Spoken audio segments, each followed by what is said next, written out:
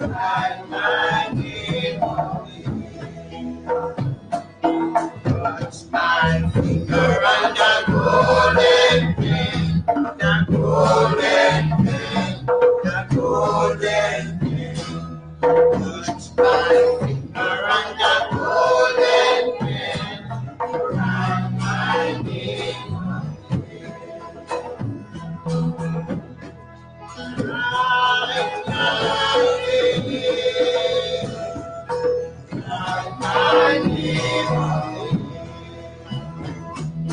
Write my name. Write my name on it. Touch my finger on the golden pen, the golden pen, the golden pen. Touch my finger on the golden pen. Write my name on it.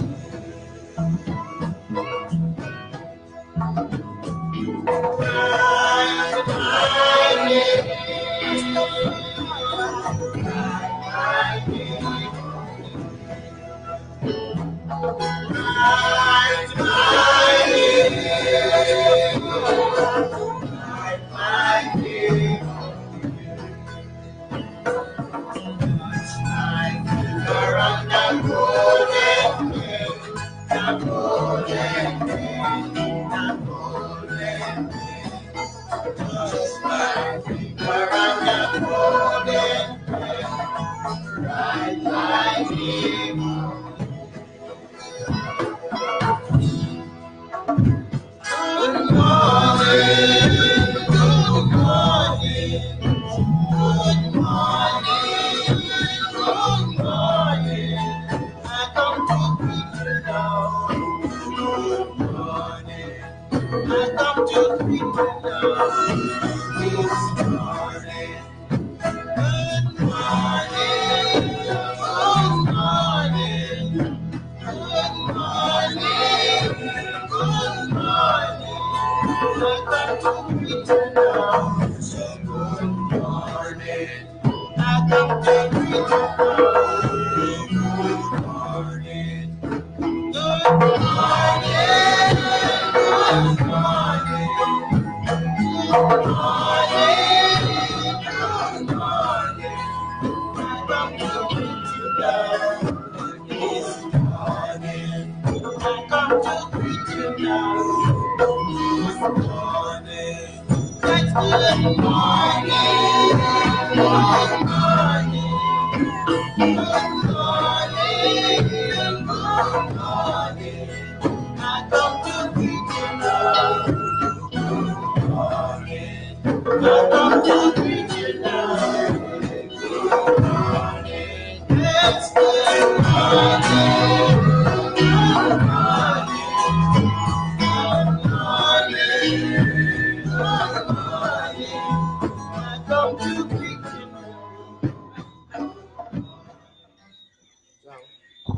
Yes, greetings and blessings. This is Ras Miguel Lorne, and we are here at Bess FM. You can tune into us on Bess 100 FM, that is 100.1, 2, 3, 4, 5, go right up to 0.9, 100.9. We are here every Wednesday between the hours of 6 and 10 p.m. The program is entitled Bitter Sugar, because anything that was used as an excuse to dehumanize and to strangle a people, and that was the excuse of sugar, cannot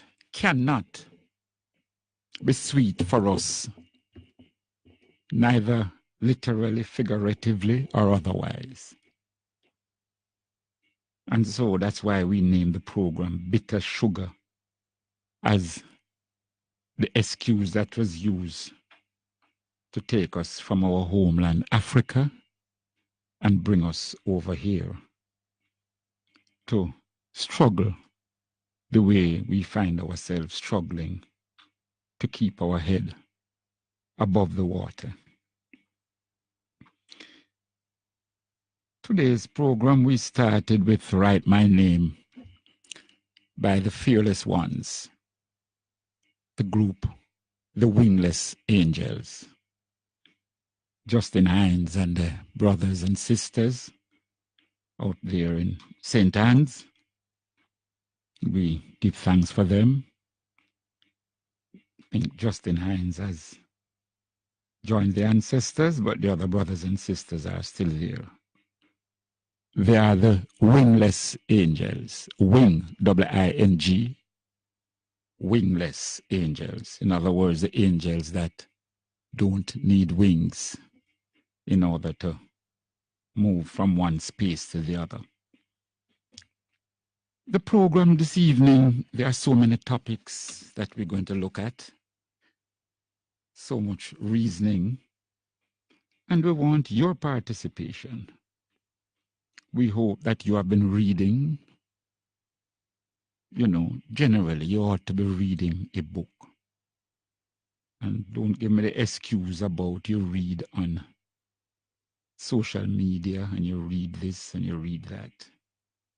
When you read on social media, then if that becomes your only reading, then that means you are in some way controlled by what is there. When you take up a book, then you decide which book you are going to read, and you become the master of your thinking. Today we have to look at the Constant Spring market.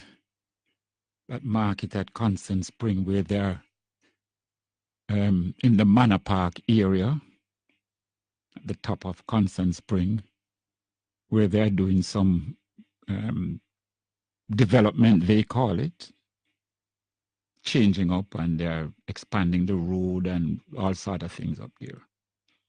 But the important thing is that they now want to move the vendors out of the market because they plan to lick down the market. Some of you may know it, some of you don't. But whether you know it or not, the point is you're talking about development. Manor Park has developed into a little town, a little business center. You have supermarkets, you have all sorts of stores, you have a bank there, and you can get a lot of things right there. So it has developed into a little town now. And if you have a market there, the Constant Spring market is very, very important to the area. The market where they sell ground provisions, food, vegetables, and so on. And if you plan to expand and develop, and whatever name you want to call it, but there is no provision for another market. If that market is in your way, then shouldn't you find another space, another area where you can put the people who have been in that market, the vendors, the hard-working people that have been there, some of them for many, many years, some of them there for decades. You now come and you say, well, look, we have to move. And you don't look around and see which other area that you could have built another market to put them. The people have made it clear they're not beggars. It's not money they want. They want the space that they can carry out their livelihood. And there is space in Manor Park. The first space that comes to mind is a golf club. That whole heap of land over there at the golf club, you can take a little slice out of it and build a market right there, so central, so nice. A market now, you'd have enough space that people could have a little parking, and therefore more people would feel better to go to the market. And there are other areas in and around Manor Park that I see where you could have put a market if you really wanted to. But no, they want to just give the people them now. And the people are saying that that amount is not satisfied. But above all, the people would prefer if you build another market and put them if that one is in your way. So we're going to be talking to my brother and friend, Bert Samuels, who is the lawyer representing the people, but is more than as a lawyer. Bert himself, remember the days when he would go with his grandmother to the Coronation Market. So he has a heart, he has a passion for persons who sell in the market and for persons who sell on the roadside. Because if you drive the people out to the market and they go on the roadside now, many of you are going to support all sorts of security forces when they go to move them. We are also going to be getting in touch with a sister, Monique Bedassi, a Jamaican sisterin who has written a book. The book is entitled Jah Kingdom, Rastafarians, Tanzania, and Pan-Africanism in the Age of Decolonization. That's the title of the book. The main title is Jah Kingdom. The subtitles are Rastafarians, Tanzania, and Pan-Africanism in the Age of Decolonization. And it's written by Monique Bedassi, Monique Bedassi. And this book will be launched next Monday the 25th of February, up at the University of the West Indies. This will be over on you don't enter through the main gate when you're going down from the aqueduct and so on, or from Mona going there. The main gate which you normally take on the left. Well, this time now you're going to take the gate on the right. That's over on the other side of the university. It's all part of the University of the West Indies. And that's where the book will be launched on Monday the 25th at 6 o'clock. And our sister will be there to talk about how the book came about. The book, as when you hear Tanzania, some of you should remember of that great and outstanding Rastafarian brother, Ras Daniel Hartman. Ras Daniel Hartman, those who have seen the film Harder They Come, remember him there. And his drawings, his paintings, you may have seen many of his paintings around, many of which has been plagiarized and other people's name attached to it. But Ras Daniel Hartman, brilliant Rastafarian, brilliant thinker, brilliant person to reason with. In fact, for those who can see me on social media and because you can see us live on social media, those who can see me, you'll see the crown that I'm wearing today. It's a crown built by Ras Daniel Hartman, and who gave it to me before he left Jamaica for Tanzania. So it is a crown that I cherish greatly. I wear it only on special occasions and usually special international occasions. So I decided to wear it this evening, seeing that I'll be speaking to Sister Bedassi about the book. The book has a lot about him and centers around him, and it has some beautiful pictures of him. In Tanzania, there's one particular picture, shows Ras Daniel Hartman with his son, Atokidani Roberts, and Joshua Mkolulu. Joshua Nkolulu, who had a Jamaican brother who had already migrated to Tanzania, and he was one of those who welcomed Ras Daniel Hartman when he came to Tanzania. I like it because many times we don't hear much about the Rastafarians who went to Tanzania. Quite a number of brothers and sisters went there. You hear about Rastafarians who have gone to Ethiopia, who have gone to Ghana, and who even have gone to Zimbabwe, and those who have gone to South Africa. But there were some who have migrated to Tanzania and are doing brilliantly well. Brilliant. This book looks at the entire structure of it. Now, I myself haven't been able to. I have a copy here with Brother Jalan and Naya has loaned me. This is his copy, which is beautifully endorsed by Sister Monique to him.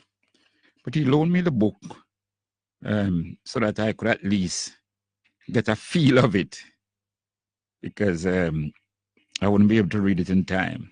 Certainly, I've read the acknowledgement and I've read the introduction, and I've started reading the first chapter. And very, very interesting, very.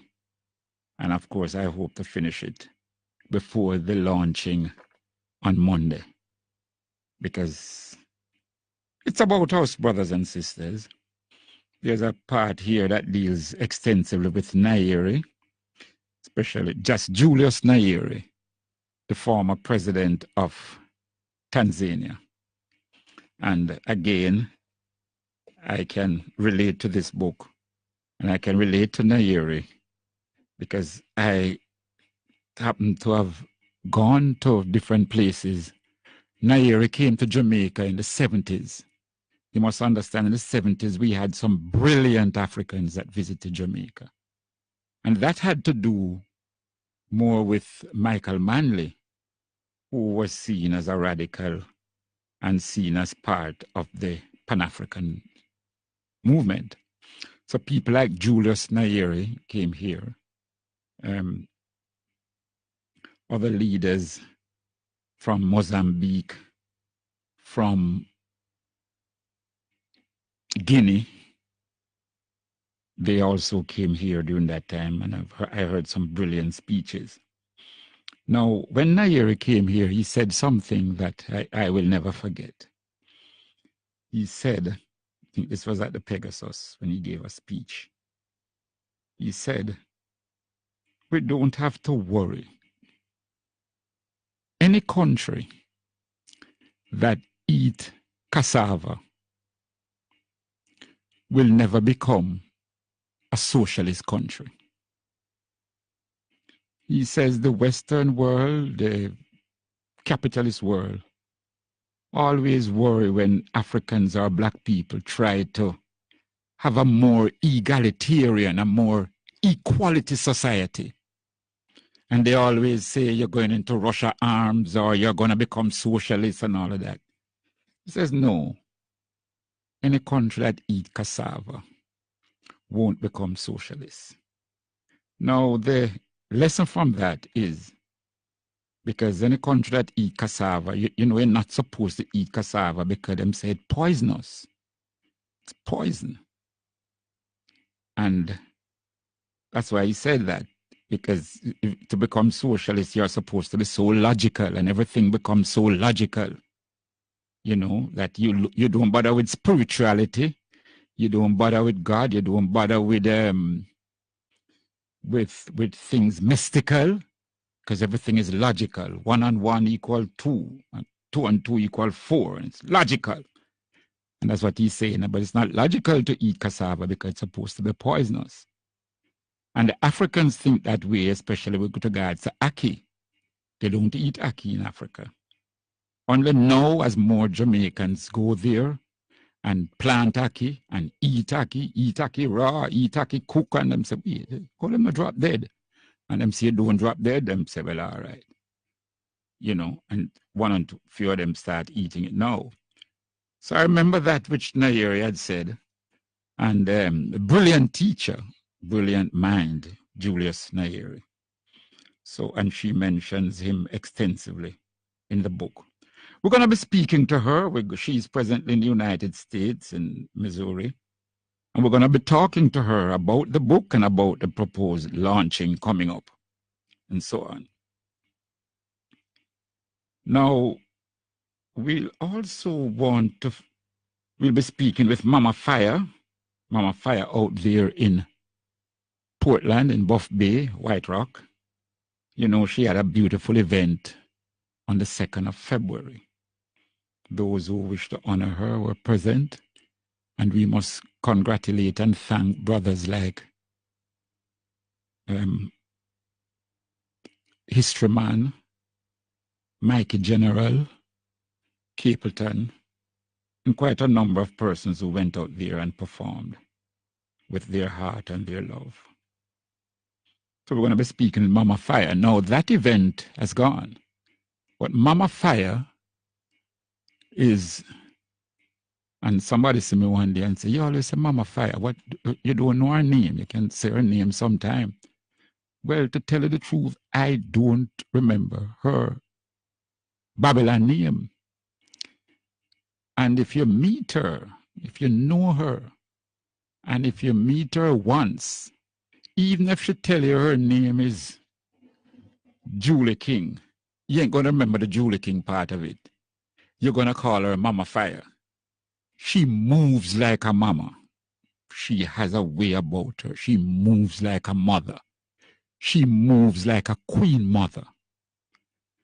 And many of you probably see her and don't realize it's her, you know, because she comes to a lot of events. She goes to Tony Rebel events. She goes to those Rastafari Roots Fest over in Negril and other reggae shows. She goes and she usually have her stall.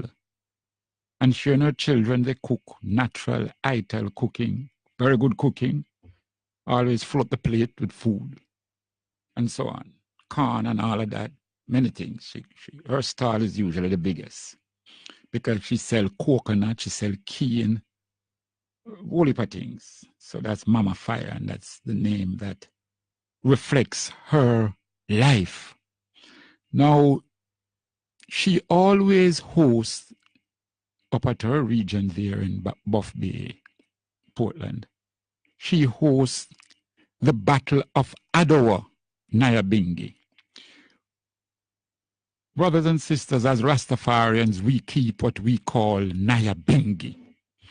The Nyabingi sessions where we get together, we hail Rastafari, we beat our drums, we chant our psalms, we chant our prayers, we chant from different books, we chant the words of Haile Selassie, we chant the words of Marcus Garvey, we chant the words of great leaders, both kings and queens of Africa.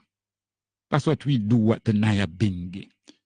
We beat the drums and we dance. Spiritual dance. We dance around the fire. The fire key is always lighted. So that is our ritual. That is how we celebrate and give thanks unto the Creator. So each year, in and around the 1st of March, we celebrate the Battle of Adowa. The Battle of Adowa was fought between the Italians and the Ethiopians. Now, Ethiopia didn't leave Africa and go over to fight Italy. It is the Italians who leave their continent and come to Africa to invade Ethiopia. 1896, that invasion took place. And they came and they were defeated. The Ethiopians defeated the white army. They had their planes, they had their machine guns, they had all sort of modern day weapons. The Ethiopians didn't have as much guns, but they had heart. And they used military tactics, and they lured, pulling the Italians into traps, and then encircled them and defeated them.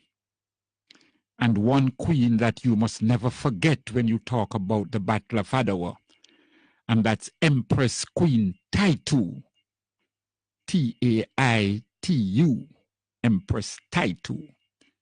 She was the queen of Emperor Menelik II. And there are many pictures of her, drawings of her, sitting behind her machine gun. She led in battle, not from the behind the scenes, up front in battle against the Italians in the Battle of Adowa, Adowa, Adowa. All black people must be proud of that battle. We must be proud because we stood our ground and defeated the white army from Italy, from Rome. You must understand, brothers and sisters, when you hear the Rasta man say, burn down Rome, it's not just word sound, you know. Rome will never conquer the earth as long as the Ethiopians live. Rome will never conquer, neither spiritually, physically, or otherwise, financially or otherwise. And you notice right now, the Pope and them are having a conference to discuss the sexual assault and behavior of the cardinals and bishops and probably the Pope himself, the nastiness that they carry out, both in raping women and raping men, raping little girls and raping little boys. And it's not me, Miguel says so. This has been going on and going on for centuries. Centuries. But I noticed that despite all of that, despite them defrocking, you know, when you have a frock and them take off your frock, them defrock you. F-R-O-C-K. And when they take off, the process is that you are no longer a cardinal or a bishop and all of that. That's a term they use. And despite them doing that, you notice in our newspapers and our news media, nobody not telling people to stop going to Catholic Church. You notice it? Make it was other people. You hear them say, them people, two Moravian pastors get caught up in a mix-up. I am saying, stop going to Moravian Church. But look how much Catholic cardinals and bishops get clear. It's not even a matter of get caught. They have had to admit persons who were little boys as altar boys in the church and that have grown big men now have come forward and given statements on oath in court and said, look, this man used to put me in his bed when I was 12 years old and 14 years old and used to do this to me and do that to me and all of that. How come the government don't consider banning a church like that? Yeah, man. How come? How come the government don't say to the schools that these churches run, that the Catholic churches run, and say, look, it can't continue as business as usual? It's either we take the school from the church or the church something, but it can't continue like that, because why are we to think that this just happened in Italy, France, America, England? What about here in Jamaica? Some of those same people who came to Jamaica. How we know them never bring this disease here? But the government don't do nothing. No.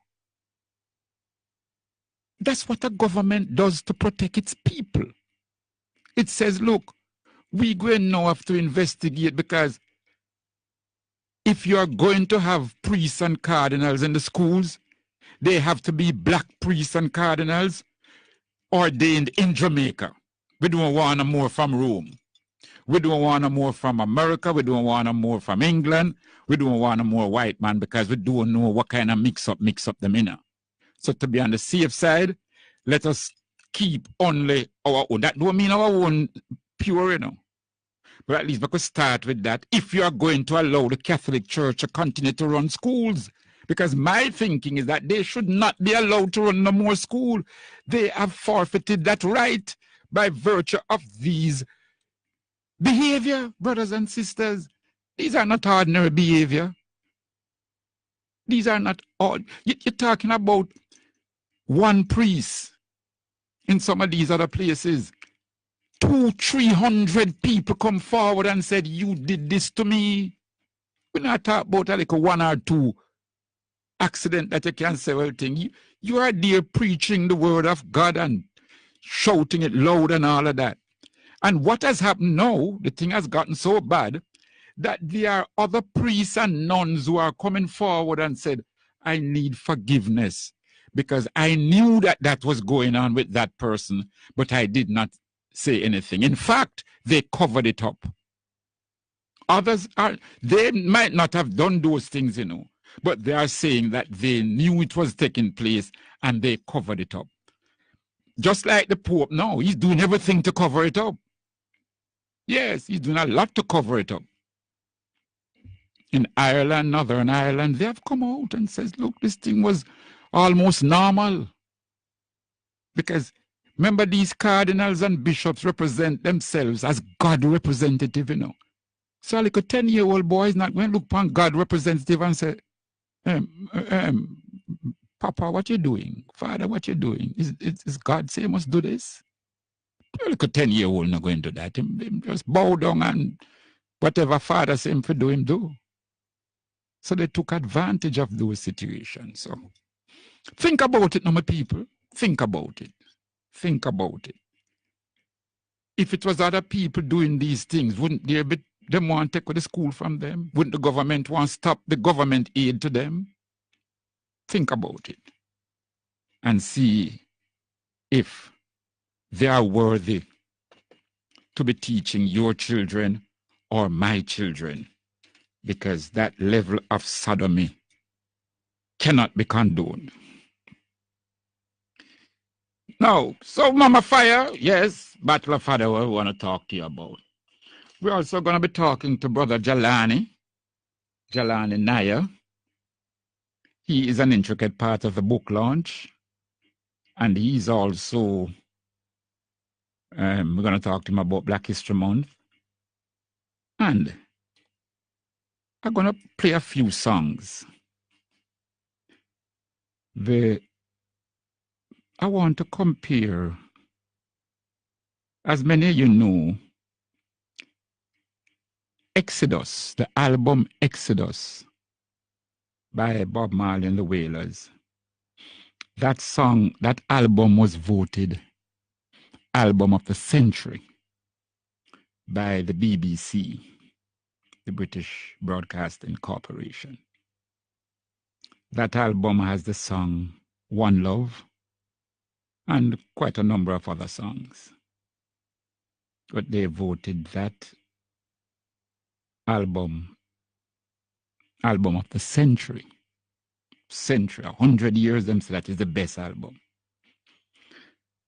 Now, I want to compare that album by Bob with another album that I think must have run the Exodus album very close. Very close. And that's the album, it is by Simon and Garfunkel. It has songs like Bridge Over Troubled Water, Sound of Silence, El Condor Pasa, Cecilia, and many others that album probably, well, not probably, it has more than 10 songs that sold millions of copies. Each of those songs in their own right sold millions of copies, much less the album. It certainly sells by far more than Exodus. But nevertheless, so I was listening to the Simon and Garfunkel album as I drove to work one morning. And Brother Jalani called me. He called me about something else. And he says, how are you, Brother Miguel? You're taking it easy there now? I said, no, not really. I'm listening to this album and I'm wondering why you think that they would make this album over the Exodus album of the century, over and beyond an album like Sound of Silence. And immediately Brother Jalani said to me, he thinks that it is the vernacular which is used by Bob, which seems to resonate over the world in so many ways. I said, oh. And he said other things, Brother Jelani. I said, you know, Jelani, let us have that reasoning on the radio. So that other persons can hear and we can compare, because it's two great albums. The ironical thing is that many of us think that that Exodus album is one of Bob's weaker albums. We think that there are other albums that are more serious and more stronger, but it's how earth runs sometimes. You know, that is how earth runs sometimes. Princess Love is going to pass by. You know, she's launching her wines on the 9th of March. We're also going to be speaking with Sister Carlene, one of the directors of Stepping High. They're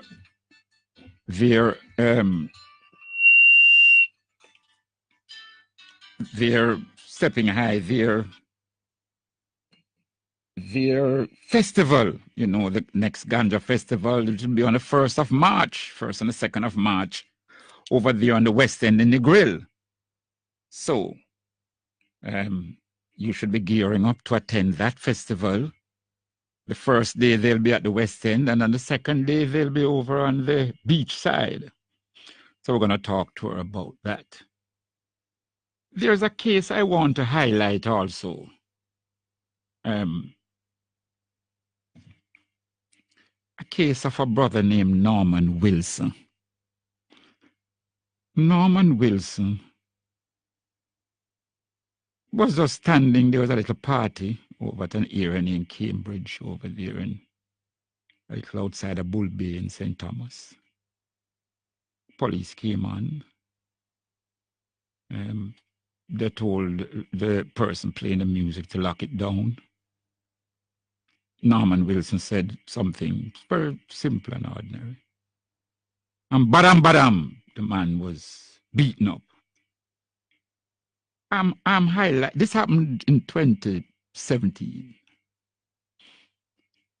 Then they carried him to a station and so on. But why I'm highlighting Norman Wilson's case is it happens so regularly in different grassroots communities. This unnecessary confrontation between the police and citizens. And so I want to highlight Norman Wilson's case because it could so easily avoided.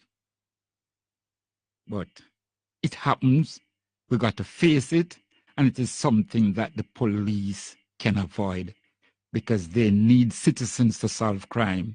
But you won't get cooperation from citizens if you unnecessarily, unprovoked, treat citizens the way they treated Norman Wilson. We're also going to be talking to a brother. He's supposed to join us here at the studio, King Mark, a young brother, up-and-coming musician, and so on. We also have now the Minister of Tourism from Ghana. You remember she came here a few weeks ago, and she gave a speech at the Pegasus. We had taped the speech, but we had some problems. But my engineer, Brother Lloydie, between last week and this week, he worked some magic or other, and he now has the speech ready. So we're going to play it this evening. So as you hear the Minister of Tourism from Ghana, who came to Jamaica and more or less seeking to convince us, not just Jamaica, she came to Jamaica, but this was her first stop in going through some of the countries in the Caribbean. She had planned to go to about 4 countries in the Caribbean. But it was mainly to sell the idea of this year, 2019, being the year of return to Ghana. The year of return. I think she was pleasantly surprised, and I say that because I feel her spirit. She was pleasantly surprised that the issues that we raised with her when we met her up at the Pegasus Hotel that Sunday morning. I say that because we raised with her that it is a disrespect to have started the history from 1619, when we have empirical evidence that Africans were being brought out of Africa from the west coast of Africa as early as 1452. Africans were taken out. So how do you start the history at 1619? We have so much history in the 1500s.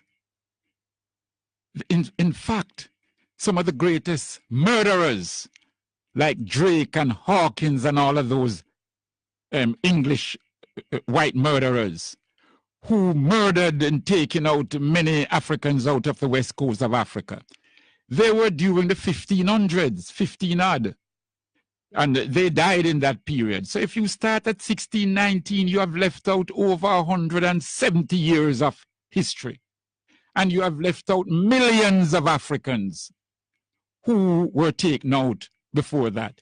And you must never, ever disrespect the ancestors. You don't do that. You don't palpitate for some and just dish others. You don't do that.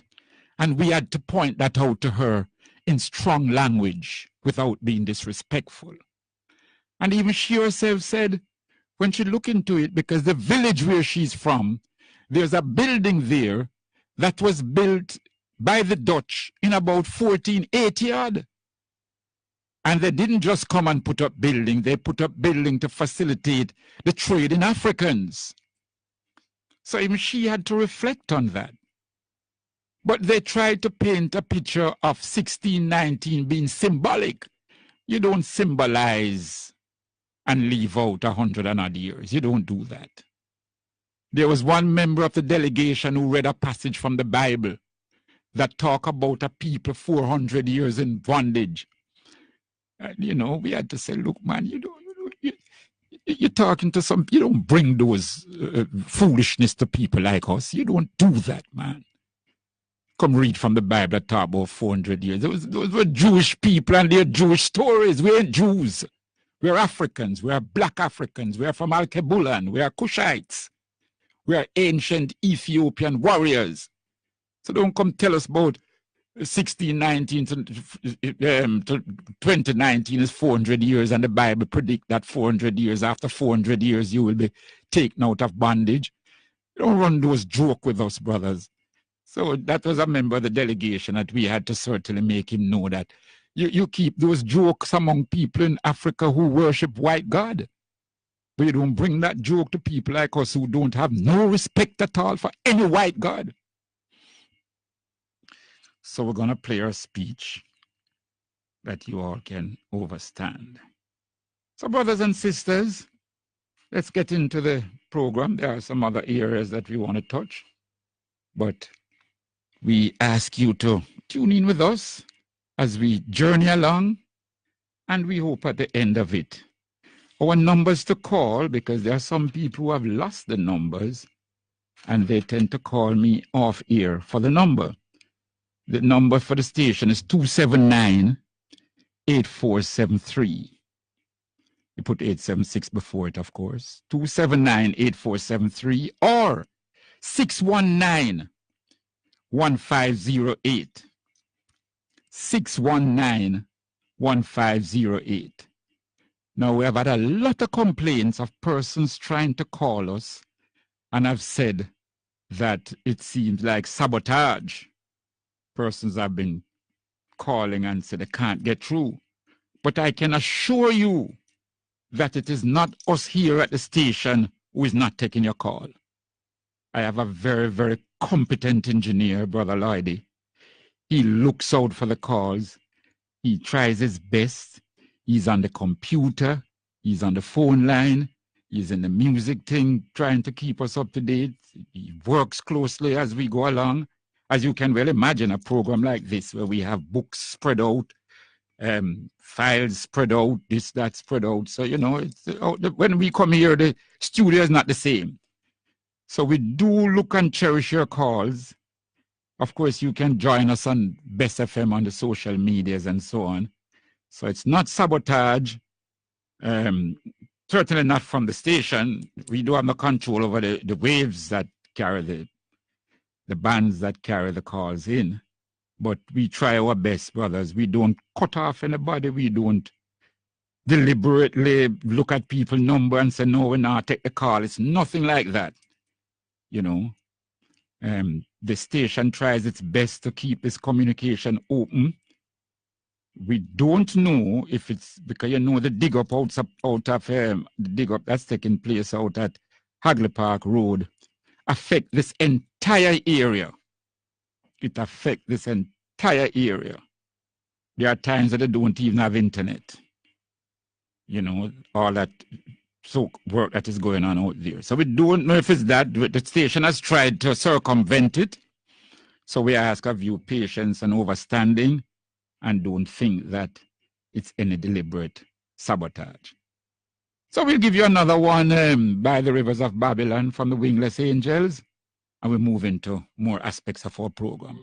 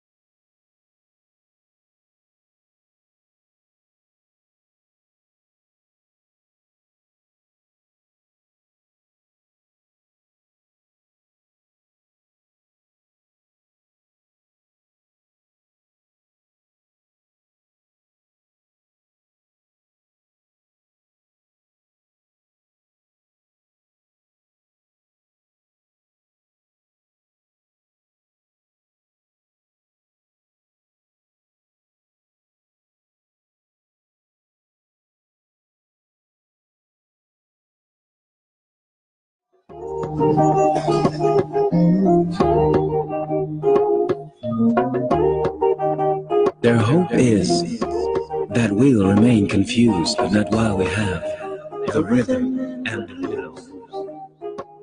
And in this music burns a wick of fire, meant to warm the inner one, oh little ones.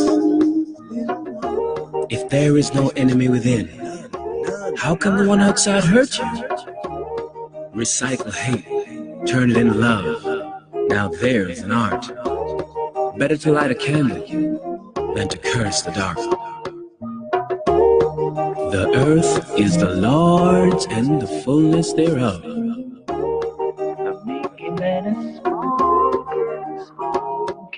And in these tracks you'll find the true meaning, not just words of token.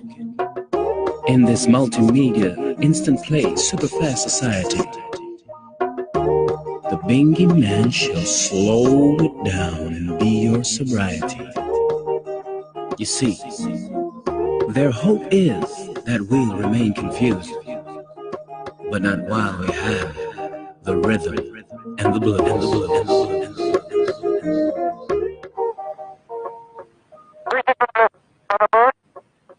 Yes, my brother, what's up? Thanks. You're talking to the program Bitter Sugar. Because you know sugar can't be sweet for the African race. No time, no way, no language, nothing. No. Yes. Right. We're calling you now in the capacity that we see where our people up at Constant Spring, the vendors at the Constant Spring market, is being treated with disrespect and without any form of honor and so on, in that they're developing the area according to the government and they have to demolish the market. But it seemed to me that no provision is being made to build another market in the Manor Park area, which should have been the first consideration. What's your take on it? Well, first thing, that ground, let's call it a ground in Berlin because it started as a ground, selling ground. Yes. From in the 50s, tram cars used to go up there and all that. So that area, that buying and selling by our people, has been there long before the merchant class went into Manor Park. Mm-hmm. It's the people's ground, you know, and the people are claiming the ground as theirs. Okay, which legally provides for that, eh? Yes. Law provides that if you occupy a space over a period of time, yes, you're entitled to own it. Yes, that is so. It's some point adverse possession, some call it that you get prescriptive right, whatever language in the English law. Yes. But what interesting features is those who colonized us have secured the market for their people in England, you know. Because there are many cases which show that the right to sell in a market in England by Englishmen is a common law right. Mm-hmm. It cannot be taken away from those people. Now, and we should let our people, when we say common law, different from statutes. Law. The written law, yes. It is common law come out of practice. That's practice. Yes. So that in any country, if you, brother law, when you and I travel, if we want to know what the country is really about, we go to the market. Yes. When I go to Ghana, I go to Kimisha market with my family, and we buy in the market and we sit there for 4 or 5 hours and talk to the people. We learn a lot in the market. So the market is not just for goods, you know, it is where people meet people. On the weekend, you know, housewives meet housewives, and people sit and reason and talk. So it is a cultural center. It is a cultural center. But our Coronation Market is like that. It's yeah, a cultural center. Yeah, every Thursday morning I'm in the Coronation Market buying from my people. Yes. Know, so, and my grandmother used to sell in Lucy Market. So in which market? The market in Lucy. Lucy over there in Hanover? In Hanover, yes. Yes. In that market. So I have the vendor's blood in, you know? Yes. Straight. Because, you know, the first... And that is probably why when I went to Hanover, people tell me that Bert Samuel's born in Hanover. Yeah, man. They claim you. You claim me down there, man. Yes. So after our enslavement, and even before slavery was abolished, the higglering was the first profession of Jamaican women. So all the politicians in Jamaica and all that, their ancestry is in the market. I want people to know that. We can't get away from that. Yes. So the first occupation of our women. The men would plant this ground, the women would also help to plant. And on weekends, the women leave from Thursday night, go to the market and come back Saturday night by donkey, then, and modern times by truck. So we cannot afford for those people. But Brother Long, you know the story of the Jamaican people written by Philip Sherlock and Hazel Bennett. Yes. Can you just give me a little, can I give you 5 lines of it? Yes. It talks about the higglers. It says, whenever they marketed, the urban enslaved people generally enjoyed a fairly independent existence and were always responsible for dealing in all kinds of food type. Quote, the sellers were involved in a series of commercial transactions which could not be directly controlled by the owners. The world of the higgler was a hard one, for the authorities disliked their marketing activities. Street vendors were frequently apprehended and fined. The newspapers carried regular reports on penalties imposed. Quote, 2 Negroes found in the mitigated penalty in 10 shillings, found 10 shillings, 5 pence each for higgling and peddling goods throughout the streets. So that's the history of us from before slavery was abolished. Higglers have been getting a hard time. So, you know, all of this hardship that is now coming on these vendors. Now, listen to this, Brother Lord. The vendors have not been approached by the authorities to find out. At the Constant Spring Market, as you know, a lot of the shops behind the market were built by the vendors themselves. Yes. There has been no assessment of these buildings to come to a calculation of how much they should be compensated. Just like and yet they did a calculation, for example, of the gas station further up. They did calculation for all those other businesses. All those other businesses went and measured their buildings, and they are compensating them for demolishing those buildings. And I'm certain the compensation is adequate that they can go and start their business somewhere else. That's right. And you're looking at people who have been there. There's a man there from 1961. Yes. So what is the basis on which compensated the big man, and you're not compensating the little man? This, you know, this puts me back way back in Master time, you know. Yes. Yes. So my statement on the whole thing is, you cannot just take out a fixed sum of 100 or 150,000, 200,000 and be giving people, and their livelihood is gone. There's no more market up there. I don't understand how you take away something that has been there for 5-6 decades. But that should be a preserved era for our history, you know. Of course, and also grandchildren should know where that market was, and it should remain there. There's enough space to the back for the market to move around there. But even in law, yes, loss of earnings is an important part of your claim for damages. Yes. When you take away a man earning. He's not just a man shop. You look how much he used to get per week. Yes. And he compensated. Yes. A lot of those vendors in a brother land are in their 50s and 60s, you know. So it's difficult for them to go start somewhere else. A woman said, "Them going to make me get off of my head." What a lady said to me, "Sam, I'm going to have to defend me because I'm going to have to chew up now and teeth, light and water. So they're going to lock me up."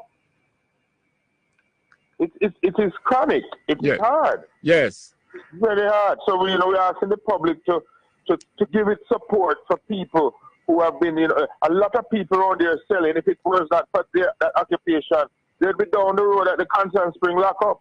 Yes. Yes. It's a form of employment. And like you said, self-employment. Many of them were there long before those other businesses that are over in the plaza. Yes, ma'am. Yes, brother.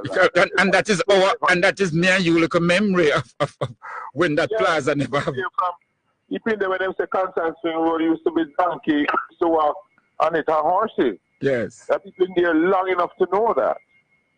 So if we respect the whole question of Higgler's issues on the first occupation of our women, if we respect that a market that has been there for over 60 years, then we know what should happen. Yes.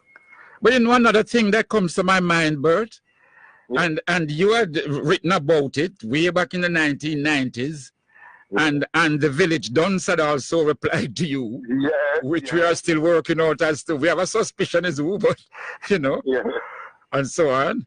But it comes back to the point now, as you mentioned, the market and the higglering and the vending, about way back from the 1700, 1800, that a black man couldn't keep shop.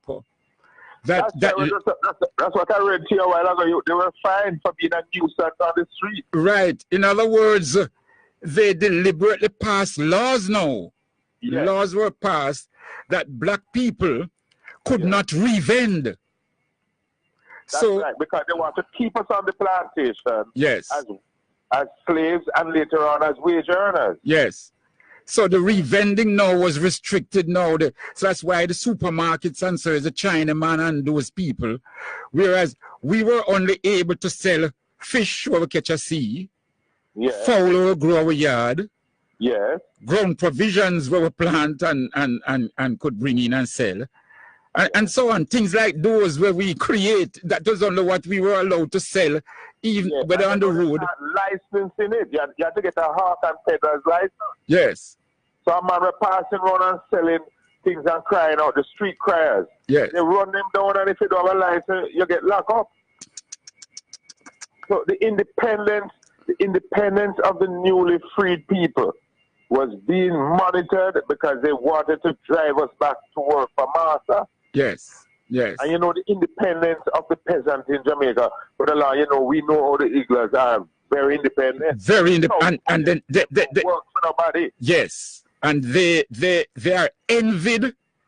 They are many times, unfortunately, persecuted by even some of the police officers who do understand the dynamics of having independent-minded, especially our women. You and I have represented many sisters that have had clashes with the police over the years for vending, whether in the market, on the road, or simple things. Yes, yes. Yes. When the man run off, is the woman leave? Women can't leave children, you know. Women don't run leave children, you know. So the women are mothers and fathers are the sole earners for their families. Yes. That's why I tell my grandmother still in the market. That means, you know, I am here because of a Higgler. Yes, yes, yes. I'm really glad you have given us that historical perspective, Bert, that it isn't just a simple thing of saying people must move and so on. You know what I look at too? There was a fire downtown. Remember the fire downtown at the market downtown? That's the Pernell Charles Market? Right. No, not the Pernell Charles Arcade. There's a market over there them called Triggerfoot Market. What if it's Haywood?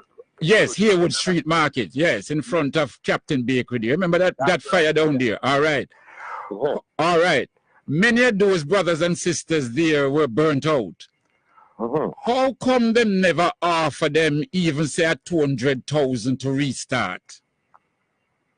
Because those people just need their money to restart. They do the cleaning up, they do a lot of work, the government came in afterwards and so on and so forth.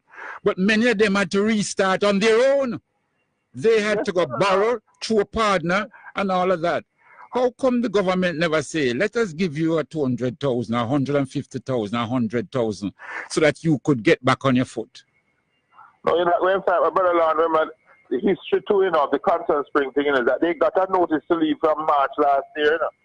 Remember that we went to court and get an injunction to restrain them from moving them. And so the compensation come long after there was no intention to compensate. That is my thinking, yes. It never seemed like they had that in the plan. But that is so scandalous, Bert. You're going to just kick out people and just, like I said, You have the Constant Spring Golf Club nearby. Yeah. Well, I didn't think of taking a piece of that land and build a market over there. That's pretty central, and you'll have enough space that you could even have parking. But Brother Lon, you need to remind the public that the government have the power to forcibly acquire your land, you know. They have acquired land down to widen the road, you know. Yes. The Constant Spring Golf Club can't tell the government that, no, we're not selling the land. The government have the powers to acquire and compensate. So you're right. The golf club, you know, it's a big spawning land. All you need is a half acre for a market to go at. Yes. You know, and that wouldn't be so far from where this one is. So your customers could just come over. You ever see anything achieved without a struggle or for poor people? No master has ever freed a slave. Oh, my brother, well, you know. Yes. That is so true. I really appreciate how you make this a part of the program this evening. Yes. Because it'll never be forgotten. I really, I have a soft spot for the whole thing because I'm the grandson of a Igla. Yes. Yes, yes. My brother, I give thanks, and we're gonna keep in touch with you. We're gonna follow up, and if you need this station, they're taking it down on Friday. Well, if we need this station to help you mobilize some people to come out there, we will do that. Okay, my bro. One love. Stay strong, Bert. Yeah. Irie. Thank you, brother. Very good. Cool. Very good. There you have it. We have Brother Bert Samuels, our attorney at law, who is telling us now, this is not even an attorney. He's not even talking as an attorney here. Take it from me. As he said, I'm a grandson of a Higgler, and so many of us. And if we know our history, which this program bring out every week, that is the cornerstone of this program. And if you know that history of how many of us, our parents, our grandparents, our African ancestry, the market, this was one of the few areas that we could gain some sort of independence, where we could go and sell. They never want us to buy and sell. Notice the difference. Because that is revending. They pass laws to prevent that. So we had to sell things that we plant, things that we catch a seed, things that we grow a yard. Soursop grew up on tree.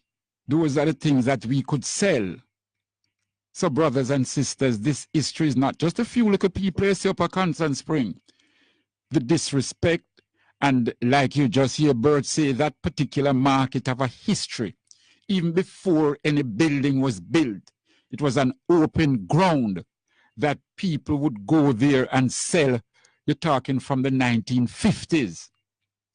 So in terms of ownership,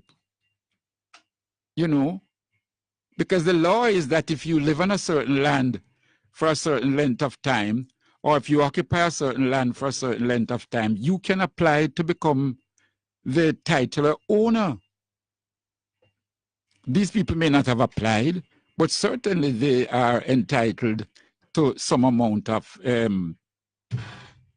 consideration, deep, strong consideration. But above all, if you're going to move them, then you had a right to build another market. You have a right to find another place that they could continue.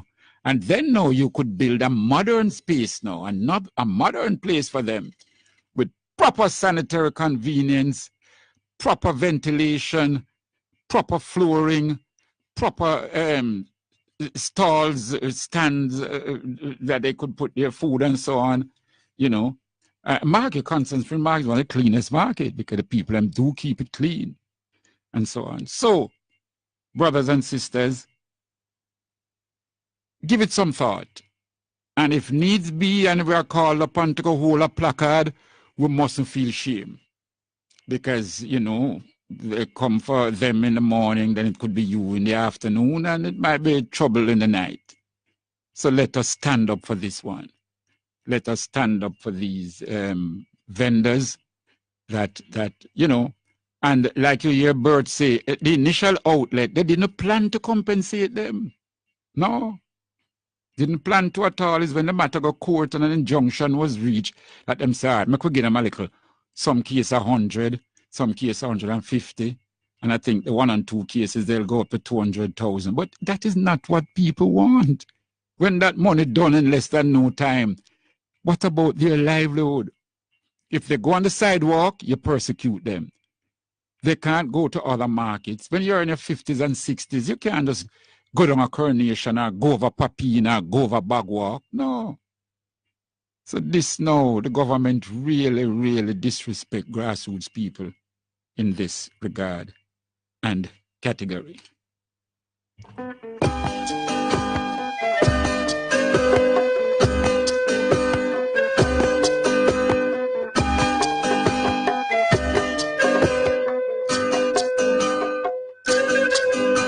Give thanks and praise to the Almighty I, Holy Jah Rastafari.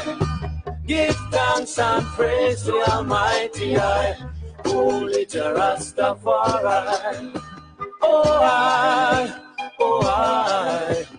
Holy Jah Rastafari. Oh I, Holy Jah Rastafari. The wine you drink brings not salvation, nor the vanity of which you lust, to gain a higher meditation in the Creator man must trust. Give thanks and praise to the Almighty I, Holy Jah Rastafari. Give thanks and praise to the Almighty I, Holy Jah Rastafari. Oh I, Holy Jah Rastafari. Oh I, Holy Jah Rastafari. Some live thinking iniquity, then hide behind a godly disguise. But their characters reveal to me, and out of their midst I shall guide. I give thanks and praise to the Almighty I, Holy Jah Rastafari. Give thanks and praise to the Almighty I, Holy Jah Rastafari. Oh I, Holy Jah Rastafari. Oh I, Holy Jah Rastafari.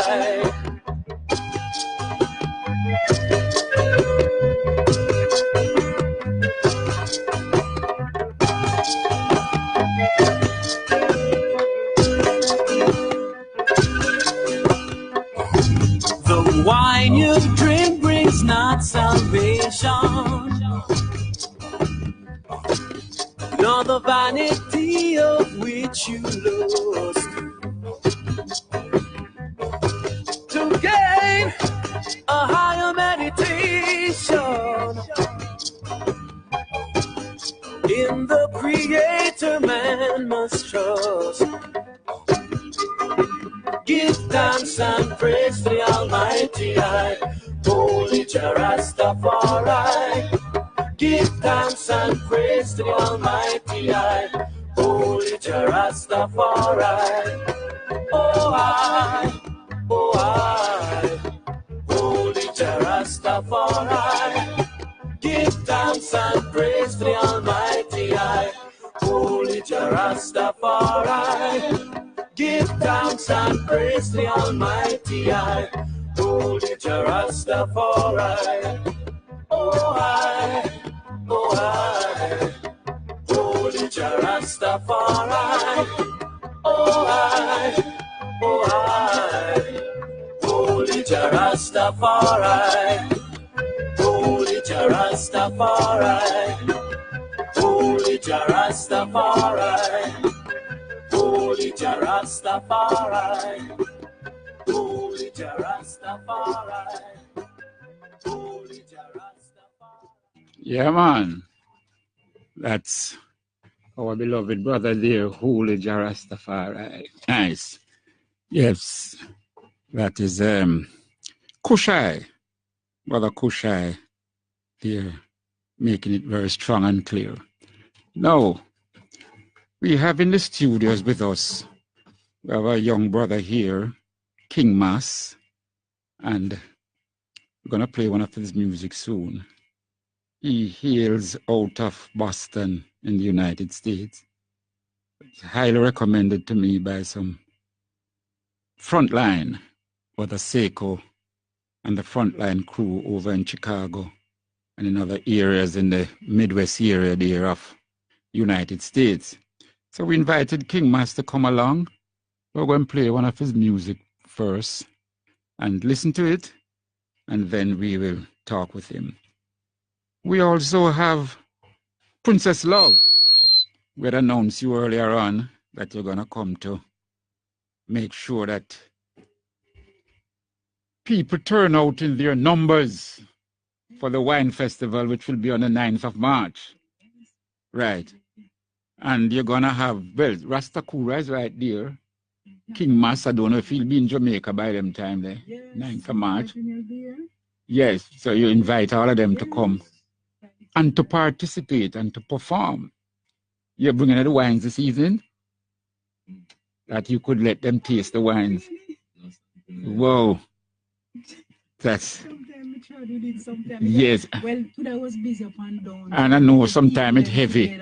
Yes, sometimes it's heavy and all of that. Just getting the people together alone today. Yes. Nice.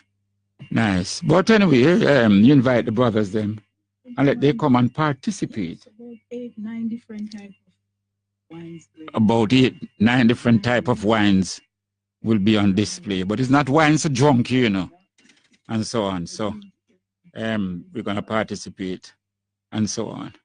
And we have our brother of brothers, Brother Takura, is here with us in the studios. Brother Takura, who you know is a leading, I will say, agronomist for you to overs the extent of his abilities into agriculture, into overstanding the earth, the environment, the element, and the stars, and so on. But greater than that, and you know, each year he keeps that wonderful festival out there in Portland, just outside of Port Antonio. This year, the festival is going to be on the 28th of April. We're going to have the dub poets, you're going to have singers, you're going to have persons with their agricultural products. And one of the things that make this festival stand out, I know he's going to tell you, but I'm going to precede him and he's going to expand upon it. He always talk about the seeds.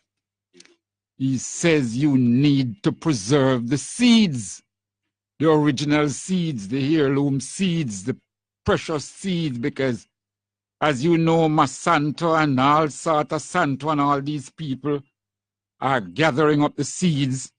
And when you get their seeds and you plant one crop, those seeds from that crop can't, let us call it this way, they can't regrow. So Brother Takura always telling us, save up your seeds, bring seeds to the festival, come and exchange seeds, all kind of seeds, mango seed, herb seed,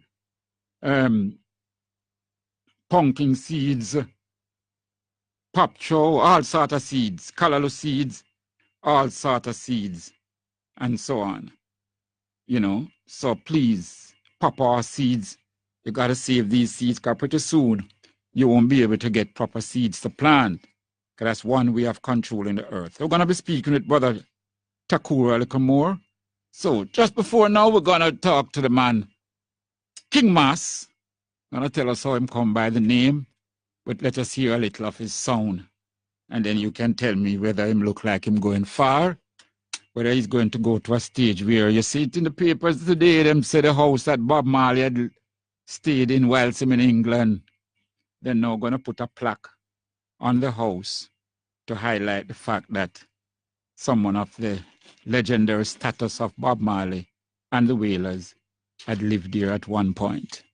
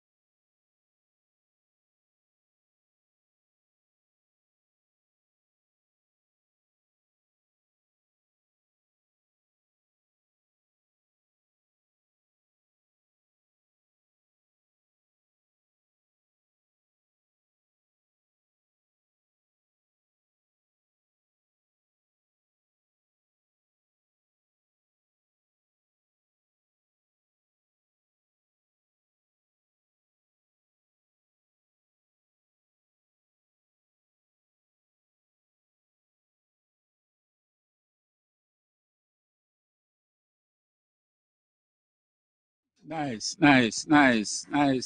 Rasma and King Mas. Yes, sir. So that's the definition of a king. Yes, sir. Nice.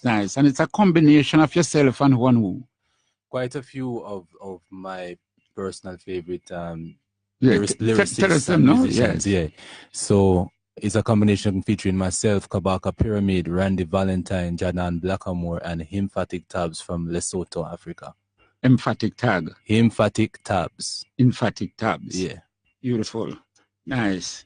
So the lines that draw my attention, from what I hear there, is one of them says, run the priests out of the church and build the tabernacle. Rebuild the tabernacle, yes. Yes. So a king is the spiritual leader of his people by definition. You know, it's unfortunate that in this day and age, you know, masculinity in general, I feel, can be sort of given this association with toxicity and being a negative thing. But, you know, it's important to define ourselves as African people in general, but I'm speaking as a young man.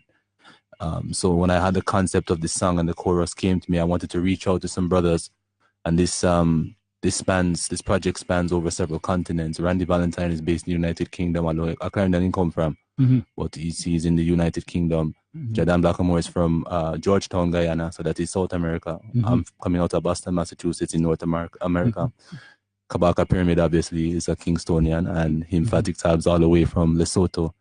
You know, to speak on what African masculinity should be in the 21st century, and to define ourselves, because if you don't define yourself, then other people will define you. We don't want to see that.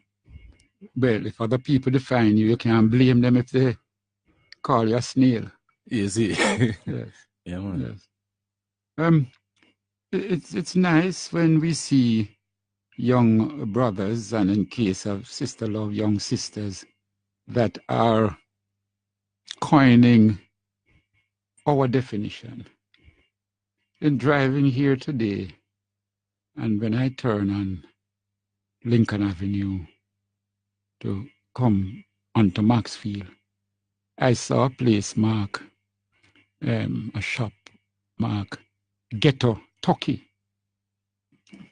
Ghetto Turkey.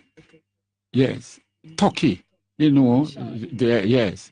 So clearly they feel that if we pattern off Kentucky, then we may get more sales, and so on. And I know the next time if I drive past and see it, I'm going to stop. It wasn't open today, else I would have stopped. And just beg the people to be themselves. Be themselves. I would have, if it is a sister that was in there, I'd have asked her name.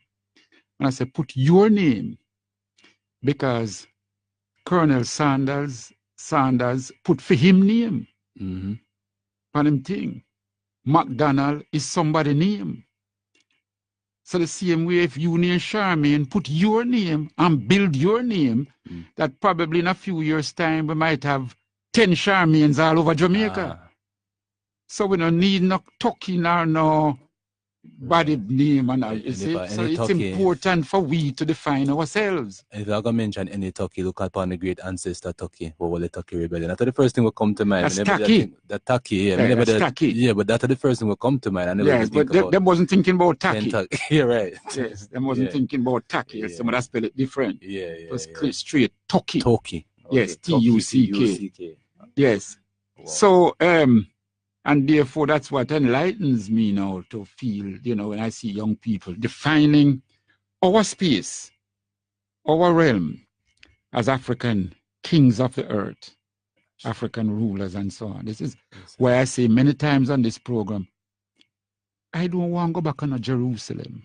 It do have no meaning to me. I am no Jew. Take me to Nairobi, Harar, Guinea-Bissau, you know? Yes, sir. Lagos. That's my home. But me go talk about me want to go back to Jerusalem for. Look how them treat the Ethiopians that go there.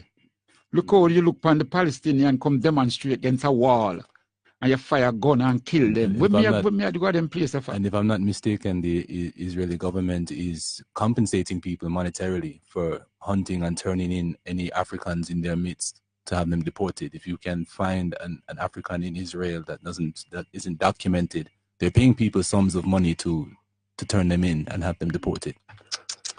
Well, them never enough to go so far with me, you know. From me, so them dump the African blood. Don't know if you heard about it when the hospital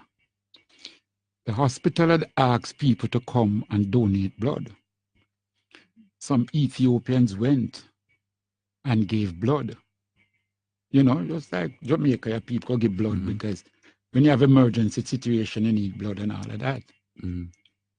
When the people in the hospital, the so-called Jews, hear say, black people they come give blood. You know what them say? That shit way. But even before them say that, what you think them say? Where you think that people were they on hospital bed, you know? Them white Jews, you know? They on hospital bed. You don't tell the hospital authorities? They would have preferred dead. Exactly. You're thinking, my brother.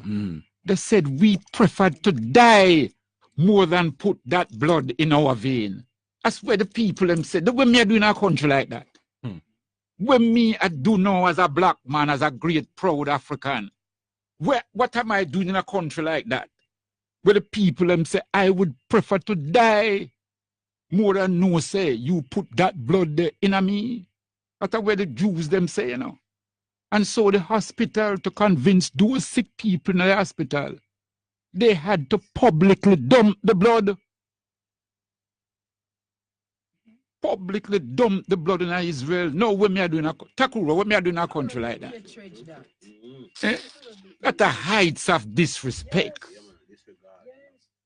You know, and you know have our government to talk about them are linked with Prime Minister Holness went to Israel and them are going to work with the Israelis for security in Jamaica. And them, we can work with people like who are our enemies. Even if I'm not mistaken, Israel also has been petitioning and trying to find African nations to co-sign them so that they can join the OAU. Oh, yes. So that they can have a voice amongst Africans in all affairs. Yes. Well, and you have some licky Africans, you know. And them will take, yeah, man. You just have to give them some little money, you know, not even under the table, you know, over the table. You just have to give them two little favors and little money and them gone, you know, have some sell out, you know. Those that sell us out, them time they will sell again, you know. Because a seller is a seller, you know. Yeah, man. There's a country, I forget which country it was, that they petitioned directly Israel to get the blessing, and they were denied. That country said, no, we want no association with you. Yeah, but you see, there are one and two countries that they are now setting up diplomatic relations with them in Africa. So you might have tried that tactics first, and it looks so bad. Them say no, but when you start set up diplomatic relationship, like what you do with Jamaica now, and then what did Jamaica do? At a UN conference, Jamaica didn't vote against Israel. So, you understand? They might have come one way and you said to them, yeah, I'm in right, you know. But then they find another way because them go on the basis that we have a high murder rate in the world. So them say, no, we can help you with security. We can help you build drones. We can this. What kind of security Israel can come teach black people out? It just kind of like when they bring the white police them from England to come solve our crime problem at Jamaica. Them bring some white police come. The same white police them were murder black people at Brixton and over there. You bring him come now. Then them not gonna say more black people now for murder now than when they say at Brixton. I Serengeti that man, you know, free hunting range. They say them people do even pretend when they do them thing, you know. Them government people in Jamaica, you know, them just take off idiot. You over England, we have a history. People like Linton, Kwesi Johnson, and them brethren there, Benjamin Zephaniah, through poetry and all of that, teach us so much. Mama, let me tell you what happened. I couldn't take it, Mama. I give him one lick, Mama, and give him one kick. And Mama, him drop on the ground and dead. Mama, them carry me now, Ghana. The station, and Mama, please don't be vexed with me, Mama. But I couldn't stay there and make them keep beat up little Johnny. So I'd have to defend him, Mama. So, Mama, Them poetry they come out of England, you know. And them poetry, Linton and Zephaniah and the brethren them. You know them poem there, Mama? And them poetry they come out, the man them, I reflect the situation that went on there. And you take those police now and bring to Jamaica to come advise you how to solve crime. Of course, man, is one language them know. You know what I mean? Then now it's even worse now you take the Americans them know. Them come now and them know up based at their embassy, them set up a group up there where them supposed to help Jamaica now solve crime. The same police them where you see on film and video now, see a black man a run and shoot him in the back. Is them you bring come for advise we? The same police when Eric I say me can't breathe, him tighten the grip. Yeah, man. And you bring those people who have that history. Why Jamaica Jamaica just recently, even in the case of Corinne Gaines, yes, there was a multi-million-dollar settlement that was to be awarded to her family, and the court just denied that settlement. They overturned it, I should say. It was overturned. So this mother who was killed, shot dead in front of her son for no reason at all in her where that home. happened exactly? Tell our people. Yeah, the details are fuzzy because it's been a good while. It's been over a year, maybe up to 2 years. But this young woman, a whole heap of things happen between now and then, you know. And again, and yeah. So this young woman is a routine traffic stop. Yes. Where she was in which state? I have to find the information, you know. When you're a warrior upon the battlefield, you have already, you know. True. Yes. But go and talk. But there's so many. But I remember say it's a whole heap. It's true. There's so many, and yes, there's a new one every month. There's multiple cases of these. It's almost every other week. America them kill a black person. Day. So this woman, you know, they were in a traffic stop and they could not really find any reason to detain her. Yes. But they still follow her yard because she decided not to basically allow her rights to be violated, and she also is a firearm holder. And she took a last stand against the police. They kicked down her door and started firing, and she had her small son next to her, and she died fighting for her life. And she was not guilty of anything. So the government or the police were going to be forced to pay out some compensation to her family. And just a few days ago, the news came out that recompense has been overturned. So now there will be nothing, and her son is just left with. You know the story of Amadou Diallo? Yes, sir. The Haitian brother. Yes, sir. In New York, with a wallet in his hand. 40 had shot. And everybody get off. All the police them get off. 40 had shot them, get the man, you know. Wow. Haitian brother Amadou Diallo. Yes. Can you imagine? Yes. Man. You know, but you see that you do them things there. We read about it, we hear about it, we have relatives that go through it. And you know, as leader of the country, Prime Minister and them guys there now, they know they bring those people to come advise us how to solve crime in this country. Yeah, man. And just more details. Sister, blood upon them shoulder, blood upon them hand. Them face, everything. Yeah, so much. Remember, blood did depend it already, you know, from the days and the history of when my forefathers were brought across. The blood did done upon them hand, but it become even more stained.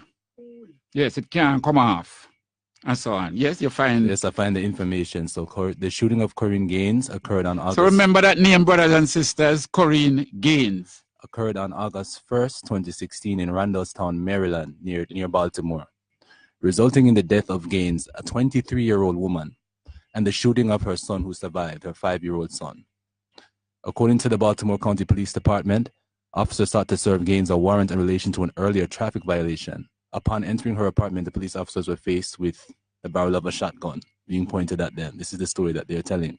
But there's video of how they were harassing her and disrespecting her and trying to serve her this warrant for something that she was not guilty of. They had no way of substantiating it. There was no substantiation of anything. And all of this can be seen on video, including. Therefore, we'll work it out now. The murder can be seen on video. The initial reason for going to her was wrong. You see what I mean? Because if you come for your warrant or whatever for something for which there was no offense, so that in itself was wrong. You know, and the same America tell us you have a right to bear arms. The same America tell us you have a right to defend limb and property. You understand? When the white man do it now, because that's what the Ku Klux Klan and them used to do when they murder Africans. You understand what I mean? Them say them a defend life and property. So when the black do it now, is murder, you have a right to kill her. Absolutely. And them get even more forward when them see a woman move on away with her youth and there's no warrior to defend her. Yes. But she's fearless. And the video is there, it's on YouTube. You can see how courageous and valiant she was. Yes. In defending her rights. So we need to blow up our name. Yes, sir. Make the world know. And name our children and grandchildren after her. Corinne Gaines, absolutely. Yes. So that's ones and ones can stand up. In other words, I must know that it's not all of our people just accepting so. Some of us is going to fight. Some of us is going, even if the odds are against us, you know, some of us is going to fight. Nice. So King Mas, oh yes. So you're sojourning in Jamaica now. I presume you're recording and all of them things, you know. Yes, I'm doing some recordings. I did my first performance ever in Kingston last night, and yes. Yeah, I'm just making the rounds, and you know, I come usually about once a year because my family is here. So yes, yeah, yes. So you're gonna be here for a little while, and a little while longer. I've been here since the beginning of the month. I'll be right here right up to the end. Yes, about March. Yes, and you'll be performing at different places whilst you're here. I have one more venue I've been given a potential slot to do this Saturday. But, this Saturday where? Again, I just get this information today. So it's a lot of information, and I just released this new album, The Crown, where you can get definition of a king and a lot of these other topics. And another line in that song that I think is really important is that it says, you know, you can't have a king without a queen. You know, we represent the family and divine balance and all that. So for me, I say Rastafari, I must say Empress Mennonite the first. It's the king and queen crown same time. So if you want to emphasize that principle. Yes. But I'm going to get that absolutely. Right. That if you let us know that we can tell our listeners that if you want to take in King Mas, go to such and such on Saturday and you will see the king and the brother. But feel welcome to Jay, continue the works, you know what I mean? Yes, fine. And so on. And we're glad to see you shining the Rastafari light. And who knows, probably next year you'll be on the Agro Food Festival over there in Portland. I would love that. This poem. Yes, but it's the Word and Agro Festival. Words and Agro Festival. This poem, of which the founder, conceptualizer, and expander is Rasta Kura. And this is Jamaica's most attended annual poetry event. And this is a festival that it's Jamaica indigenous heirloom. Heirloom is spelled H-E-I-R-L-O-O-M. Heirloom seeds exchange. And Rastakura make it clear that he invite the farmers to take their natural, ital, organic, third generation heirloom seeds and participate in seeds exchange. So let us say you bring your seeds over from St. Thomas, then you can exchange with a brethren who come from over in Trelawney. And you'll be amazed, you know, even some simple seeds like ackee, that some of the seeds from one area go into another area and grow. And you wonder sometimes it look different, bigger, this, that, you know, just, you know, like it get a fresh breath of air, you know, and so on. So all of that That is what the food, the seeds exchange is all about, and so on. So nice. So Rasmus, King Mas. Yes, sir. And how you come about the name? I can understand the King part, the Mas part spelled M-A-S. Yeah. Yes. You look like a serious man, so I assume that never just drop out of the sky. Random at all. Yes. So or you put that name to yourself. Before I was known as King Mas, my original moniker was Massika, and the reason why is there's an important event in history in the city of Boston called the Boston Massacre, which is considered the event that kicked off the Revolutionary War, where the concept of America came into being when they decided they're going to separate from the British crown. And the first person to give their life for this concept was a brother by the name of Crispus Attucks, who was an African.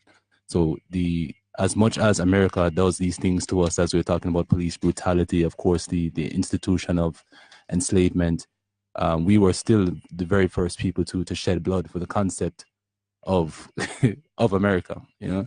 And when I learned that as a youth, it really, really influenced me a lot to say, which don't make sense. Yeah.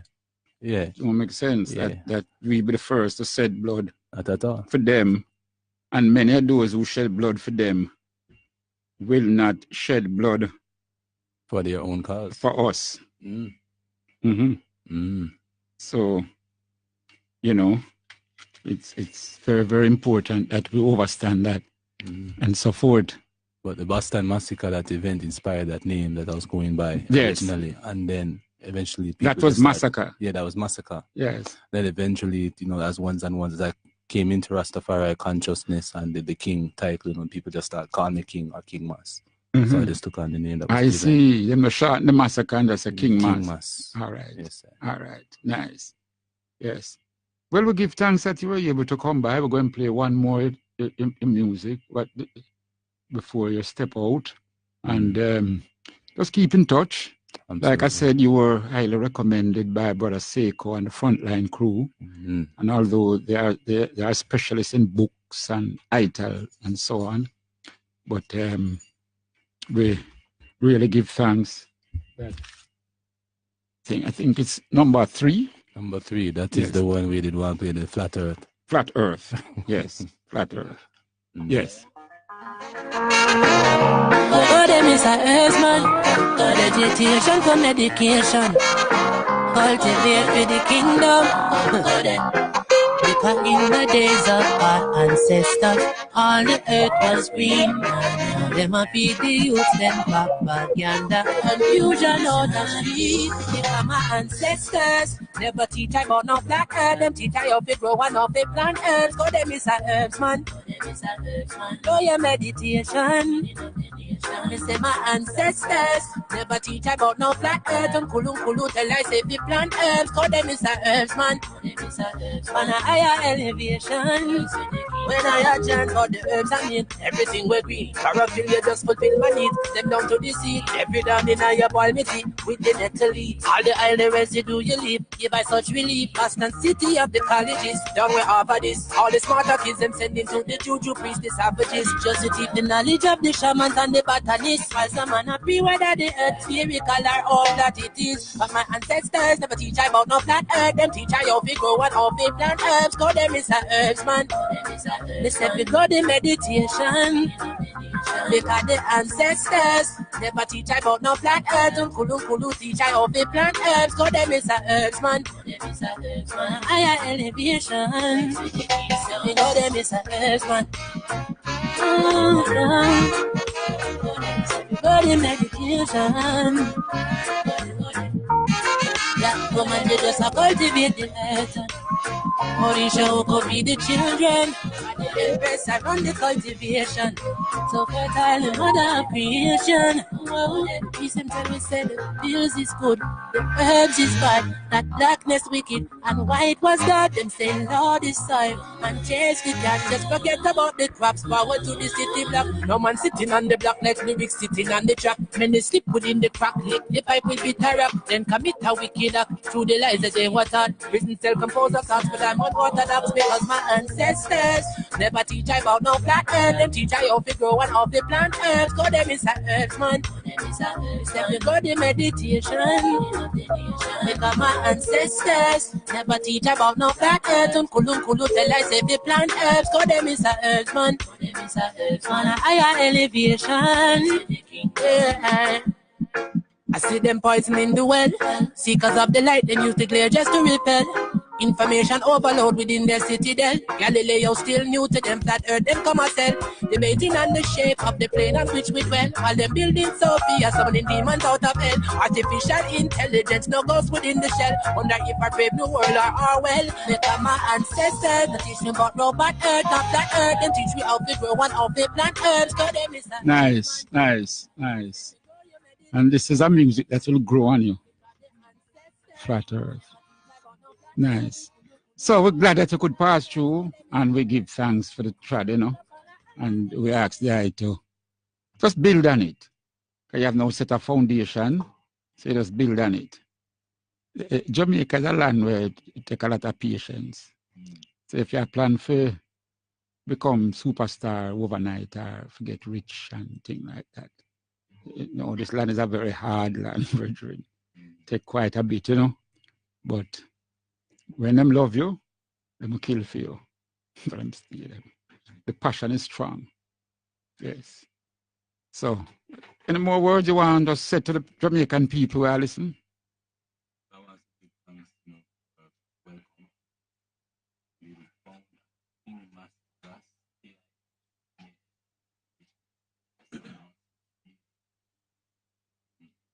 Yeah, as you said, when I forward to Jamaica, it's not about. Repeat that again, because I don't think so. Everybody here. Yeah. Oh, okay. The first thing I wanted to say, if you would like to keep in contact with King Mas, I'm easy to find. Yes. You can find me at KingMassTheras, King Mas the Ras, on all social media. Yeah. And I give thanks for the welcome. Yes. It's a joy to be here. And ultimately, when we come to Jamaica, as you say, it's never about I look a bus. I have my drive already a bus and I need no bus. Yeah. Right. But it's a matter of ancestral grounding. It's a matter of reconnecting. Plant the seed. Yes, sir. Plant the seed. And maintain the seed and maintain. Well, once you water it, yeah, man, continuity. it will grow. Yeah, man. And strengthen it also. Yeah, man. Yeah, man. Highly I Rastafari. Highly.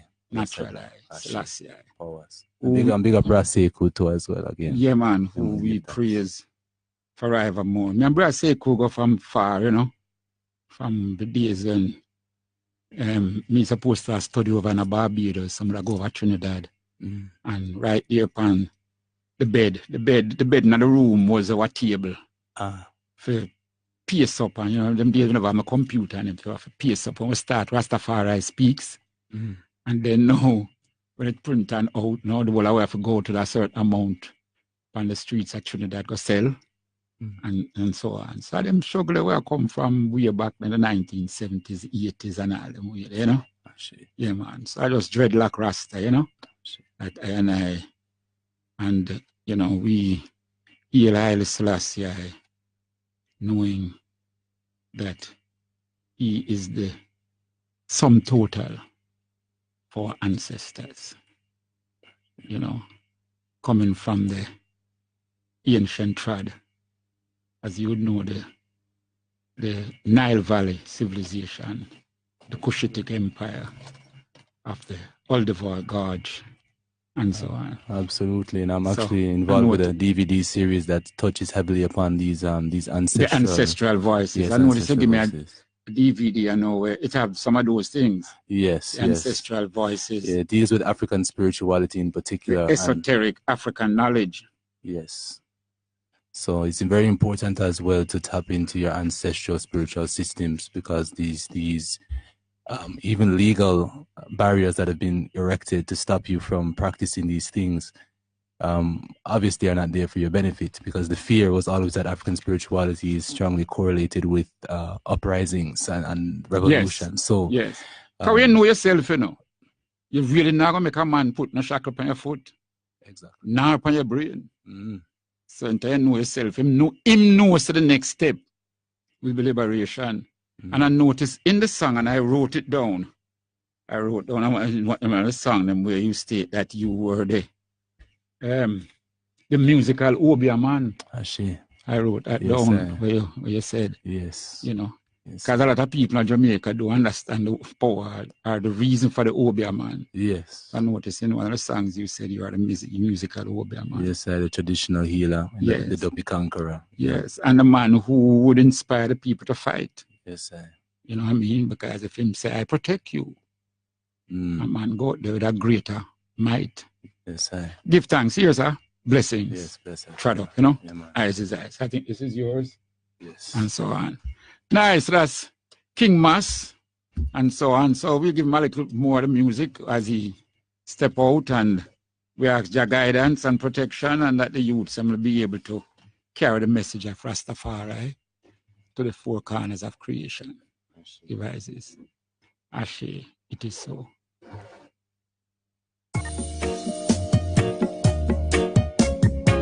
The Isla Bash, full of ital food, Rasta. Look, we sip up some ital and burn out the deaders. Ital, vital, sip up the ital, eat up the ital food. And me say ital, vital, sip up the ital is good for you. Ital, vital, sip up the ital, eat up the ital food. And me say ital, vital, sip up the ital is good for you. No tenders, no cheddars, no leathers, no feathers, no dairy, no milk or no cheese. Save for your money, no buy them honey. The honey belong to the bees. Ital, vital, sip up your ital, eat up the ital food. And me say ital, vital, sip up the ital is good for you. Ital, vital, sip up the ital, eat up the ital food. Ital, vital, sip up the ital is good for you. I now go panic, I food is italic, it keep I so fit and strong. No pesticide chronic, best eaten organic, so that all my days may be long. Life I promoting, death I demoting, through food that is natural and clean. Make your food healthy, then your structure will be wealthy, firm, fit and strong, fast and lean. Ital, vital, sip up your ital, eat up the ital food. Ital, vital, sip up the ital is good for you. Ital, vital, sip up the ital, eat up the ital food. Ital, vital, eat up the ital is good for you. No deaders, no cheddars, no leathers, no feathers, no dairy, no milk or no cheese. Save for your money, no buy up the honey belongs to the bees. I now go panic, I food is italic, it keep I so fit and so strong. No pesticide chronic, best eaten organic, so I and I days may be long. Life I promoting, death I demoting, through food that is natural and clean. Make your food healthy, your structure will be wealthy, firm, fit and strong, fast and lean. Ital, vital, sip up the ital. Nice. Ital. But you couldn't emphasize it more than that, brother Takura. Very emphatic man. So give thanks, you know. Life I promoting. That I demoting, you know. Yes. So food Yes. that is natural and clean, you know. Yes. Yeah, man, make your food be a medicine. Nice. Talk to us about this festival now. Coming up on Sunday, April the 28th. This poem, year, 10 o'clock until 8 o'clock. This poem, Words and Agro Festival, the 9th annual, the 9th staging. Beautiful. See? Yes. And it will be at the Never Antonio Park in Port Antonio. Yes. See? And that is right in the town of Port Antonio, right beside the clock and the library. Mm-hmm. You know, people call it the Port Antonio Marina, but it is the Never Antonio Park. So we're looking forward to the 9th staging, and we're inviting the people as usual. We're looking forward to organized transportation from right across the island. So, people can look and tune into the media for more information pertaining to the festival as the time get nearer, because now it's still February and it's April 28th, so we have a little minute. Yes. Still have 2 people more can, months, but them thing are getting to gallop these days. Definitely. The year just start. True. And it, Second month already. look for Second done. month actually done. Yeah, man. See? Very good, very good. Yeah, and we want to forget that professionality, promoting. Definitely. And preparing and planning. Definitely. We have to prepare. We have to Yes. put ourselves in advance, for achieving things them for the future. Yes. So, And also I notice you have persons can be a partner, a sponsor. yeah. Yes, yeah, Yeah. platinum, gold, and silver. Yeah, we're inviting people to reach out to I&I, the number 573-1851, 876-573-1851. To write it down. One over there in Highgate in St. Mary. Yeah, man. Write it down. Vendors, we're still open for vendors, can link us up, rastakura@yahoo.com also, and Go slowly. Rastakura. That is RASTAKURA @yahoo.com. I know you should have a pen and paper ready, Definitely. RASTAKURA Rastakura @yahoo.com. Right. Telephone number 573-1851. Yeah, man. So you can link both online and you can link directly, talk to Rastakura. Yes, sir. And get yourself in line for the festival. My sister over there in Portland, it would be nice for you to be there also. Yeah, man. Wanya and the crew over there in Highgate, look forward to seeing you there. Definitely. On the 28th of April, 10 a.m. And then right across Jamaica, Clarendon, St. Catherine. Remember, with reasonable good roads, it's not so bad, you can come in, and it starts from 10 o'clock in the morning till 8 o'clock in the evening. So you can come from 10. Definitely. And if you push out by even 5, 6, although I want to stay for the whole thing, but I know some people like a long driving at the night. Yeah. So you can push out by 5, 6, and wherever you go. If you're going to Kingston, it's only an hour a little bit, or 15 minutes. Or if you drive slow, hour and a half, that's not so long. So if you leave 5, you reach town before 7. And if you're going St. Catherine, Clarendon, and so, not as bad, not to mention if you're going Wochi or so on. So, apart from come exchange seeds, and what else can people expect? What's dynamism? Is there a price to come in? Yeah, there's an admission. Because we don't really compete even the lineup it and stuff like that. Right. This is not the official promotion. Yeah. We don't have even the final gate price and stuff like that. But there's an admission. Yeah. So we invite the people to make yourself prepare. The ITAL Food Day is a natural product expo day. So if you're into making natural products and natural recipes and stuff like that, this poem is the place to come and expo your product. Beautiful. And so people can get stalls, they can call you. Yes. In regard to setting up stalls and all of that. And so on and vending, the whole vending and marketing operator. When I think I'm really allergic to calling these things stalls. Yes. Because words sound power. Yeah. Stalls. It's small business. All right. Small business operation.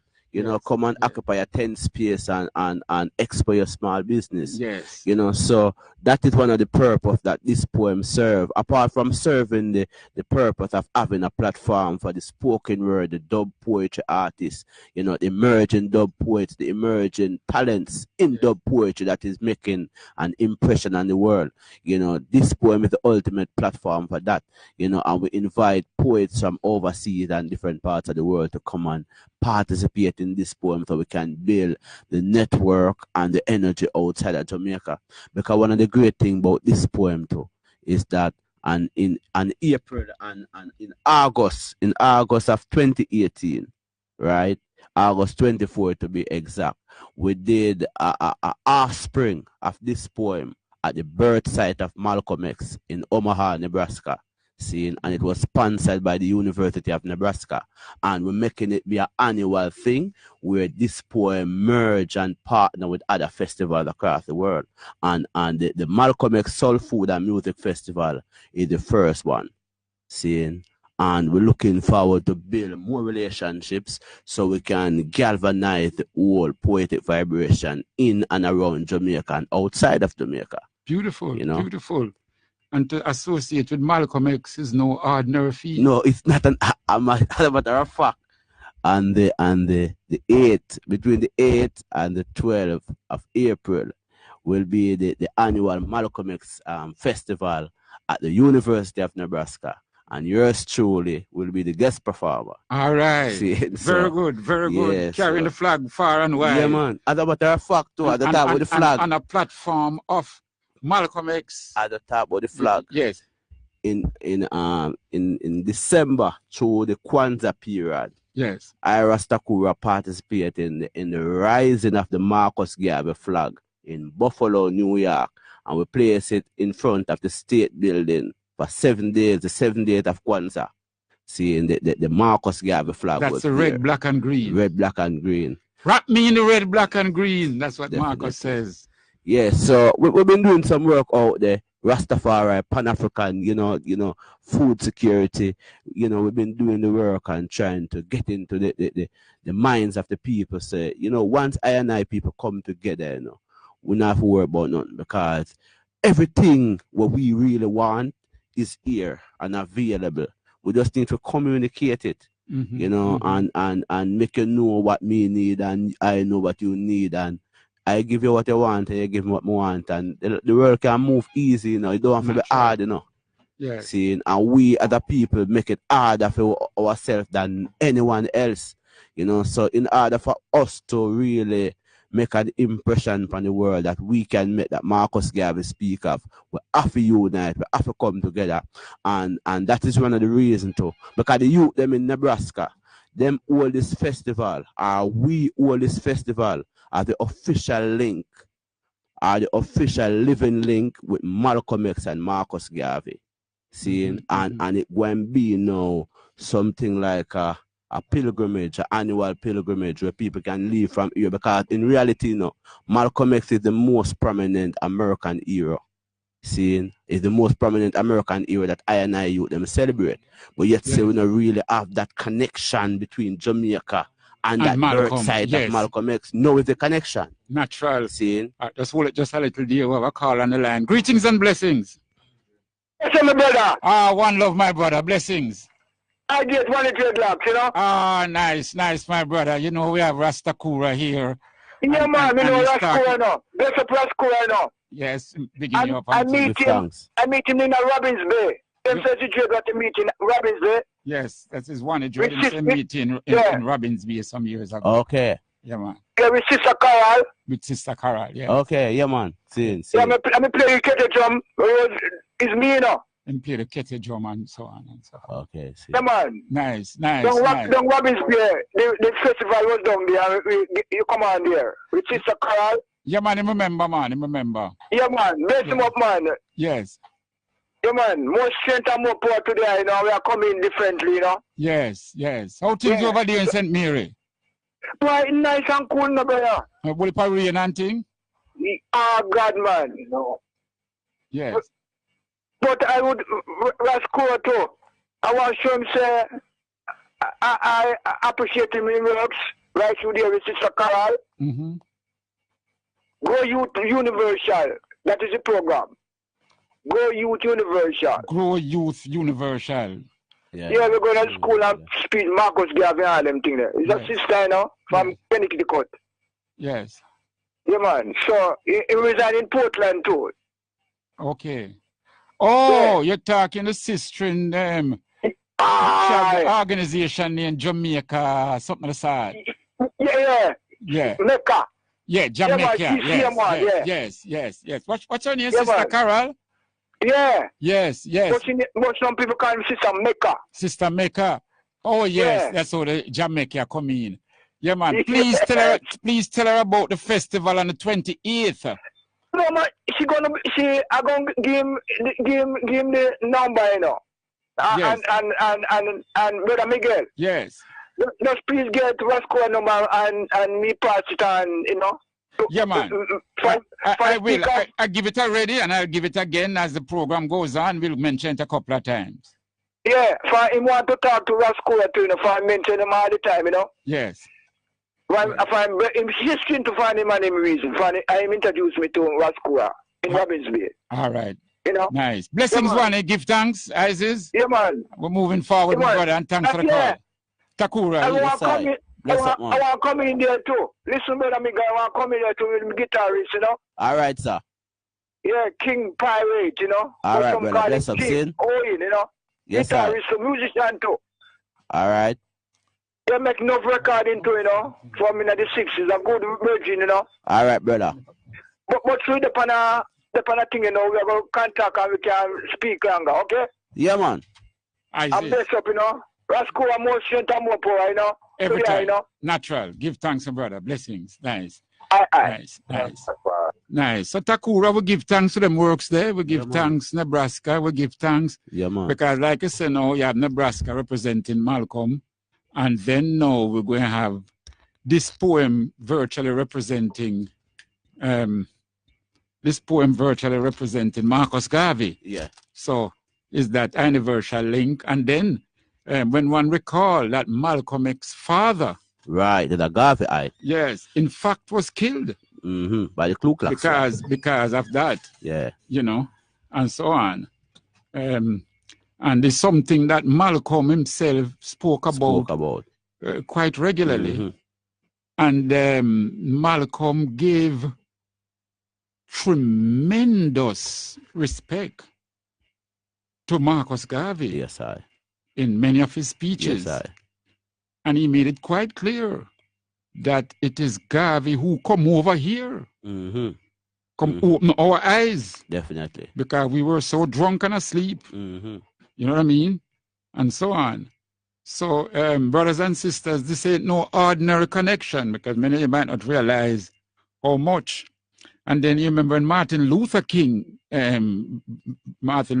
Jr. came here. Yeah, you know, that thing, you know, because the author went to Martin Luther King birth site, you know, in Atlanta. In Atlanta, yeah, Georgia. It's like sometimes, you see, there's a mission designed for you, you know. Everyone have a mission designed for them, you know. It's not like a design and put down. You have to take it up and activate it. Yes. You see me, I say, because when we even go to Martin Luther King, I look at the old monument, it's like a two-sided road. Yes. See, it's very big. Yes. In the town center, like, you know. I look at it and I say, you know, when I was reading about Martin Luther King and all these streets and the whole thing, I never know when I really come drive on them certain way, you know what I mean? Yes. Yeah, because at the time when I was reading it, it's not like no. It looked far. Yes. You know, and it was looking like it was just in the story. Yeah. It wasn't looking like it's something realistically practical. Yes. You know, but so we give thanks for the mission, we give thanks for the poetry, the spoken word, and the love of the people, you know, because it take away. Yes. You know. Martin Luther King, when he came here, he said, Marcus Garvey taught us to be somebody. Definitely. And many persons in Jamaica might have difficulty to realize how great such simple words is. True. Because true, we are seeing pure black people around us. But when somebody like Martin Luther King says so, and you're talking about an American background where white is the majority and white have the power, you know, we needed somebody to teach us. True. Just to be somebody. Yeah. And that's what Martin Luther King when he came to Jamaica. Thanks. Malcolm X, and many times may not have used that exact words, but he asked persons to respect the fact that Garvey came there and taught them now that they could stand up to the white man. True. Louis Farrakhan, who's his father is from Jamaica. And his father used to live down at Law Street. Okay.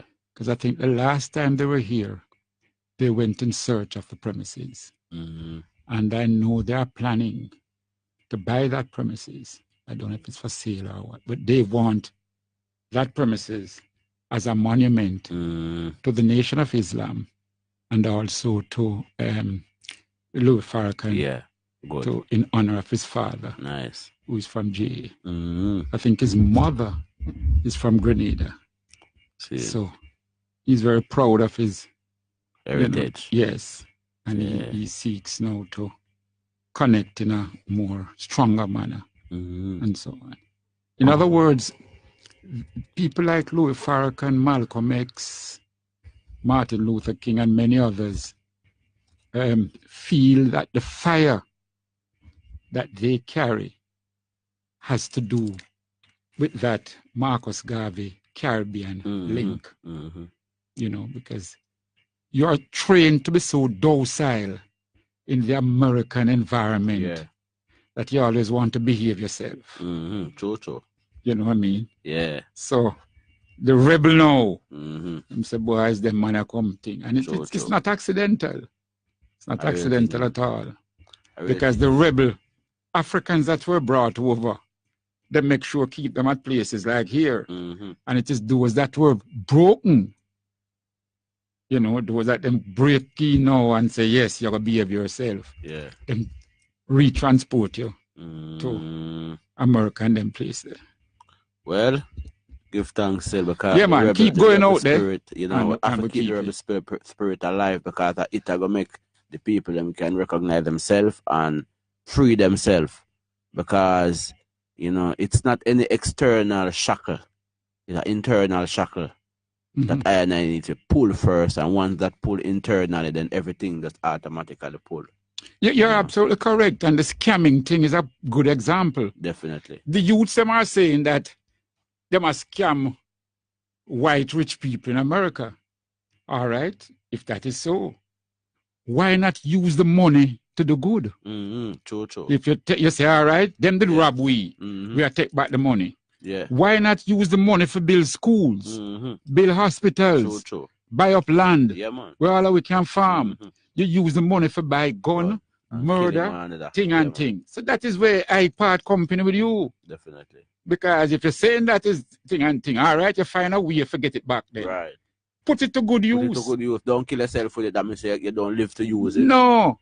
You know? And then buy some of the biggest casket and all them things. They then buy all the casket before them dead. Yeah. Them go pay for the casket and because them can't put the money at the bank. So that's why the scamming thing now is it directly what you just said is an internal thing within our race that we must now get rid of. The other aspect is that the other night I see a film on Winnie Mandela. It's a film made by a Canadian crew. It's entitled Winnie Mandela. And of course, I have Nelson in it and so, but it ended up soft. It ended up very soft.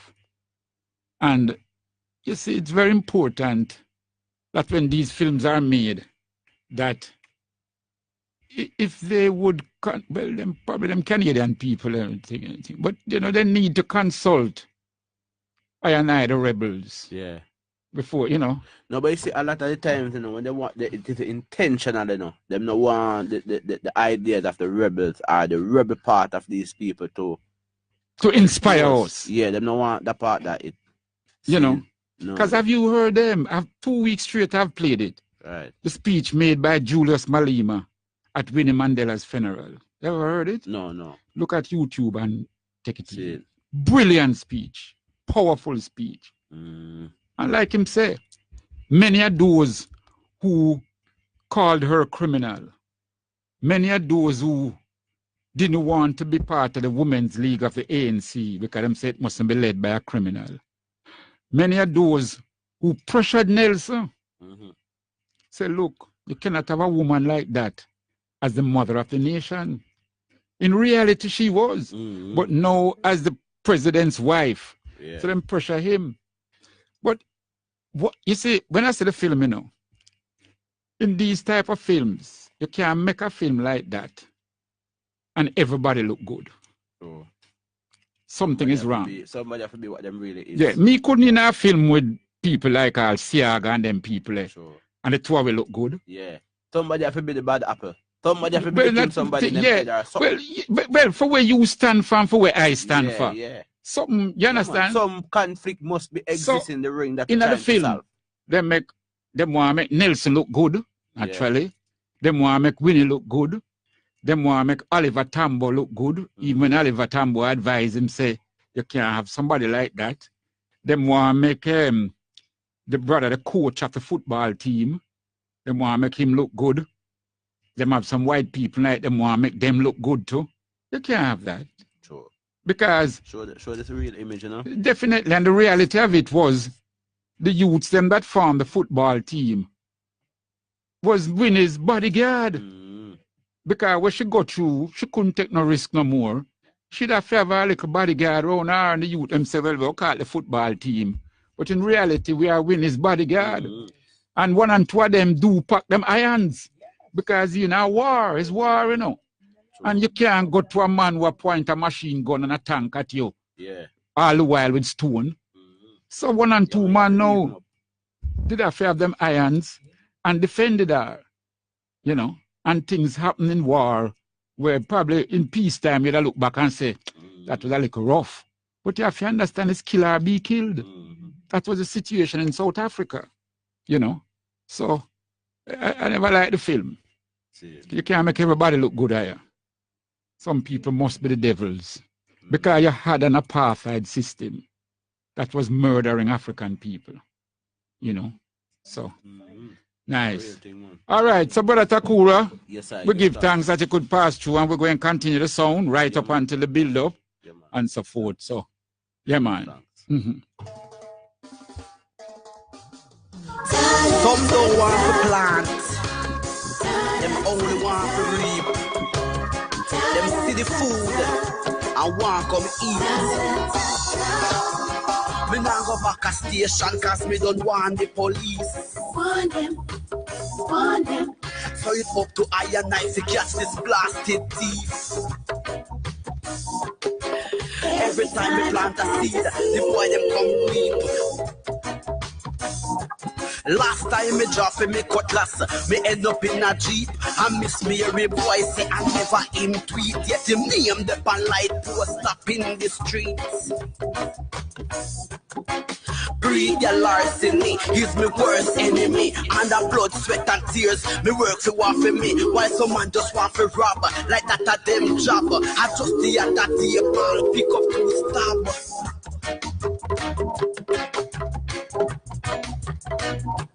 Him grab a lady and back and Buckingham mob. Them beat him till him sauce. The boy couldn't walk. Then one brave youth just punch him hard. Me ponder all them tweet. Sometimes me have to wonder if everybody thief or some man a thief and you can't see. The whole system get corrupt with this thieving thing. Government and politician is the head of this thing. So every man want set up them own thieving ring. Them sell lot of scam shot and put food in the pot. But them no mention the life them will send a dove cut. Drive-by shooting introduced to mobile. All sister and son, them take them in a broad day. Just as him build the big house with the indoor garage. At the same car them use can body what the mark. It was a shootout one at him burial. That never witnessed before at a funeral. But them say the order was sent by the general who get information from the federal. Every man want to make it so them have to eat a food. So the whole community they on a thieving mood. Me is a thief, kill security because insecurity. I rob a primary school of them tuck shop money. Church collection, the pastor gone. Me and you know so the thieving thing I get too bright.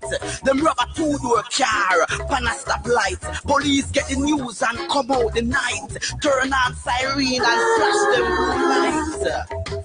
But it's when the lightning flash and that the thief them exploit. You are them on the fast and come out of sight. more police who did a come on a bike. Sight the action and start put up a fight. At this time, the radio can't turn to what them concern. I use 13 silver bullets to earn. Just like that. That's why me now go back a station cause me don't want the police. Want them. So it's up to I and I to get this blasted thief. Every time me plant a seed, the boy them come green. Last time me drop me cutlass, me end up in me end up. Last time me drop me cutlass, me end up in Nice, Rastakura. This is how the farmers feel, you know. This is how the farmers feel. You know, that, you know, it's not easy. You plant and you go through and, you know, sometimes no rain and you have to carry all the water up on your back and all them things there. And weed and take care of your thing. And when reaping time come, when you go for reap, no man, reap it already. Man, it hurt you. You know, I see a case in St. Thomas one time, you know, and it's so interesting. So interesting. This is the importance when cases are tried by your peers and people. And this man, him have him farm, him grow him Scotch bonnet pepper. And 1 year, him plant up, him invest a lot in pepper. And bam, like him didn't know, and the next day him line up a team of people for come with him for reap. And when him go, man, half I'm crop, more than half I'm crop reap during the night. The man feel it, but anyway, him following year, no, him plant up again, even a bigger crop. Man. And this time now, him very near to reaping time, him a watch him crop, him sleep there. Then put up a little tent business and him make him wife and children bring him dinner and this and that, and him sleep there. And one night, lo and behold, near to when reaping time, him see a thief come reaping pepper, because the man come with about 5 crocus bag, you know. You understand? In with a plan for work whole night. And the man line him up, you know. You understand? And the man wet him 2 nice chop. Yes, man. In him back, you know. The man wet him 2 chop and it go a court. And the police them up a charge him because the thief claim say his pass him was a pass through him, never did thing. And give some excuse. But anyway, the police charge the man and go a court. The jury, it was tried before a jury. The jury never even bother retire. When the judge get a summing up, and the judge will say, you may now retire and consider your verdict. The foreman jump up. Judge, we have already considered the verdict. So, oh yes, you have? You don't want to go in the jury room and... No, not necessarily, Judge. So, but it's proper for you to go into the jury room and, discuss amongst yourselves. And so I said, Judge, all of that is not necessary. We have done all of that and so on. I said, okay, all right. Well, Mr. Registrar, would you read out to the jury and let us see? Read out, members of the jury, how do you find the defendant, Johnny Brown, guilty or not guilty of such and such? And that's the man where he chop them, I him them put on trial, Before the registrar could have finished read out, you're the foreman, not guilty. Before the registrar could have finished read, the foreman shout out, not guilty. Yeah, the man will get a chop, the man will defend him feel. With the teeth, 2 nice chop. Not guilty. I said before the man could have read out, man. Not guilty. And of course the whole courthouse was out in a celebration and clapping and everything and so on. So I wasn't a lawyer in the case. I just happened to be in court. But afterwards, I come out and I talk to some of the people there, man, so on. Every member of the jury, you know what I say?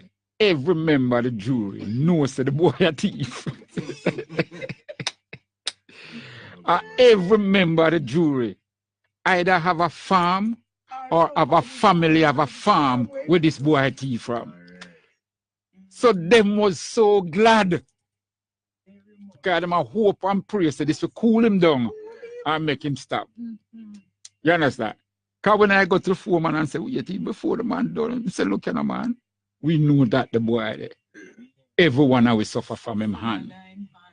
Him thief with things and go to town, go sell it. So this man do the community a favor. Because you know, it's hard for really chop a man at the back and please self-defense. You know, I mean, but the Jew in the business with all of them legalistic and niceties and logic there. Them the business with them the logic there. You understand what I mean? Female excuse about him I go through them over there and night. No, man. You understand? So this is how the people feel about this pre-day last in business. It's not easy. You put your crop and you look forward now, you plan. You probably have a child at school or university and you say, well, the money I got to pay for the school fee. Probably in your house, you want to fix your roof from long time, but you didn't know. Probably you owe a big light bill. And you say, boy, from the crop now, we able to pay off this bill. You all them little things that you plan. So you can imagine the anger in you when you know catch a man and the man come with 5 bags. 5 bags the man come with, that means that the man no plan for thing and plan for work whole night. You know, your feel. Can just imagine Scotch bonnet pepper to fill 5 bags of cried crocus bag. And all sort of places. You understand? And 1 bag the man come with, 5 bags the man come with. Yes. Come for it, man. So we just say, it's sort of sound harsh and we really don't want you to take the law in your own hands. We really don't want that. But on the other hand, sometimes these thieves are armed.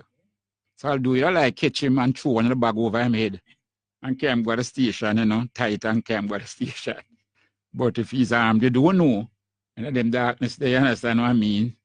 And so on. So, but please, brothers and sisters, both with people, animals, and them crops and all of that. You see a man grow and he must struggle so hard. And then you hear the irony about it that I've seen. I've seen people go at other people's crop and go thief them things. And they have, I see a man go thief people bananas. And him on film land, him have more banana than the man have, And if him the desire for plant up banana, because him have more land than the man, So if him I know banana easy for plant, easy for grow, easy for care. And you are watch the other man banana that every time one fit, you got your gang and cut it. You understand what I mean? That's what things that I see, and so on. So we have to get out of their mentality there. Nice. So we have in the studios now Princess Love and yes, Brother Mogi. Yeah, man. Blessings. Irie. So tell us a little about this festival coming up, the wine and all of that and so forth. But you're going to have vital food and them things to do and see. You have to have them things there. We're looking to sort out all of that because we know that. So we can't drink pure wine. No, man. Wine is usually after dinner. All right. So you need to cook up and set up the thing and all of them things. Exactly. Yeah. Right, Princess Love? Sure. Yeah, man, you can. Just drink wine, so you have to. Wine should be drunk a little. What I'm saying, a little bit, A little. After dinner, after a meal. Yes. We're not overdoing it, Yes. So we'll have the food there, refreshment and sale and everything. Yes. Yeah, and they're going to have the poetry and all of that, the singing and so forth. We have poetry. And where this will be? At the Rastafari Study Center. That is 22 West Road, Uwimona. Yeah, man. 22 West Road up at the University of the West Indies. Yes. Sir. And what date it is? The 9th of March, Saturday. Saturday the 9th of March. And that's just around the corner. Yeah. Because this month is soon done. Basically. Black History Month. So you 9th of March. So you should never get another crowd of February. Yeah, you know, kind of leave that. Yes. You know, leave For that March. space. And March still, is my month. You know? Yeah. Yes. March is my month. Yes. Yes. Moving yes. forward. You know? Yes. March is my month. So, yeah, man. Yes. So, talk about this too. What's right? Now? So we're also getting some assistance from the UA Tourism Society. Yeah, the student group on campus that deal with tourism. Yeah, man, that club. Yeah, man, they've been giving us some assistance, and we're grateful for that. And the Rastafari Studies Unit, they've been giving us a lot of strength as well. We have to give thanks for that. Yeah, man, and of course, Bess FM. You know, yes, and yourself. Yeah, yes, man, lady. Providing a platform for us to, you know. Yes. Well, it's young entrepreneurship, you know, that's what it's all about. True. And it come back to the independence. Because we started the program by talking to Brother Bert Samuels, who is a lawyer for the people in the Constant Spring market. Right.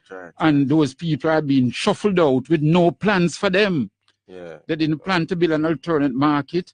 Them never plan to give them nothing. Know that the people stand up, them plan to give them a little thing. But what's 100,000? What's 150,000 to a man who has been at the market for 50 years? Years, yeah. And this is how you maintain yourself, you know. You know what I mean? This is him living. This is him living. Him have him customers and all them things. They just tell him, say, pack up and go, Jack. Yeah. What kind of madness that, man? You must build an alternate market. And we have the Constant Spring Golf Club right next door. With this whole heap of land over there where people slick ball. You just take off a little half acre, you know. Yeah, can't skip yeah, man, and build. About, you know, man. Yes, life we're talking about, like Rasta Kura say, vital is vital. But the one them go to the supermarket, you know. Because if you liquid the natural market, in the supermarket, the people, the people in the era for everybody can't afford to buy yam in a supermarket. No. Who can do that? 3 times the price, 4 times the price, you know. The yam, you know. In a supermarket, you know. You go to supermarket, $200 a pound and all. Plus the imported things mainly. So it's a strategy then to get out the humble people. Yes, things from the soil. Yeah, we want our natural things, you know. So you have that at your runnings and so on. Nice. So go ahead, Princess. What else you want to tell us? Oh, yes, man. Give thanks, you know, and to the listeners, them as well, here to come and to party. Bess FM. Bess FM 100. Bess FM. Bitter Sugar. Bitter Sugar. Brother Miguel Lorne. You're a blessing. You're a blessing to each and every one that even step under the roof of Bess FM. Yes, you're a special blessed king, you know. Yes, because, you know, you give us the opportunity. Well, that's what the program is for, you know. Yes, because not all you disc jockeys, you know, of that passion like this, you know. But you're always there to accommodate us and ones who is pushing a positive vibes. Yes. So we give thanks. I have to give a special thanks to you, man. Nice. Yes, because I'm looking for your song right now. Exactly. And what we are saying now that the fruits and the herbs is very good for our bodies, for our system, for our vessel at this time. Right? So we have to seek for the things from the earth that can cure, that can help, that can restore. We're dealing with restoration and transformation of the health of the mind, the body, and the spirit. Yes. All in one, right? All combined. Work with the herb. Work with the herbs, right? We have to go right back to our original roots, back to Eden. Remember that book? Means garden, means farming. Yes. Remember the stinking toe? You might say it stink, but guess what? It is very strong. It's good for the nerve, good for the brain. Makes fine wine. You know so that. All those you never heard or drink the stinking toe wine, be present the 9th of March at the Rasta Study Center. and come and experience the flavor and the energy of these fine herbs and fruit wines. As you mentioned, it's thinking too. I remember Elaine Thomas. She had later on married named Gifford. Now, Elaine Thomas, I remember when she came up my yard and we were walking in the bush and she saw the old man's beard, you know, that plant that grows on the tree. Old man's beard, they call it. And she said to me that the Maroons told the British that when you drink the old man's beard, it makes you disappear, you know, and so on. So, of course, a lot of Maroons drank the old man's beard. But what she said to me was, the Maroons, I think she herself was a Maroon, they had certain tactics and they did not want to disclose the truth of what certain bush is good for. They wouldn't be disclosing it like to them, like how we had talked amongst ourselves, you know. Yes. So they would send out a sound, but them know it's rubbish. You understand? So it's rubbish. Send out the wrong yes, sound. So that's the white man said, boy, make you disappear, make I drink holy pie. Or make I don't touch it. You know? Yes. Whereas they know, the Maroons used to drink a lot of the old man's beard because they were the ones who said it was very good for the prostate. That was it. But they didn't want that to get out to the white man. No, they wanted that knowledge to stay within the black race. So they do drink a lot of it for the prostate, the old man's beard. And you know that the old man's beard, it's a good combination with the Guinean weed. Yes, you have combined it? Yes, man, and drink it. Terrific flavor. Yes. Awesome. Yes. When you combine the both of them and you draw it and drink it. Because it mustn't touch the ground, you said. The old man beard mustn't touch the ground. Right, you have to take it straight from the tree. Yes, it grows out of the tree. Most of it is on the wire, but you'll get it from the tree. Yes, they said it must not touch the ground. Right. Even the trumpet leaf too. Yes. When most of it would fall on the ground, you don't take it from the ground. Try get the trumpet tree and pick it from the tree. Yes, good for the lungs. Very, very good. Very good for the lungs. Yes. Nice. I'm looking for your music here, Rastafari. And I know I have it. I think we're going to have some trumpet leaf wine. At this festival? Well, I don't think it's going to be ready for it, but... Eventually you'll have that. Eventually we're going to have some trumpet leaf wine. Yes. Right. Moggy, right? Yes, sir. So all of these wines, Moggy, you have to sample them before them come out. Eh?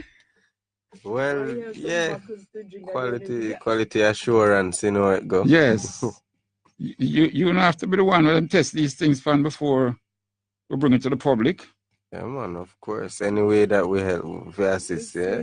You have to get some wines before it finishes. Yes. Yeah, man. All right. Princess Love, I don't seem to find the music I brought for play. You have your copy there. Let us play that and then we will wrap up this segment of the program. Nice.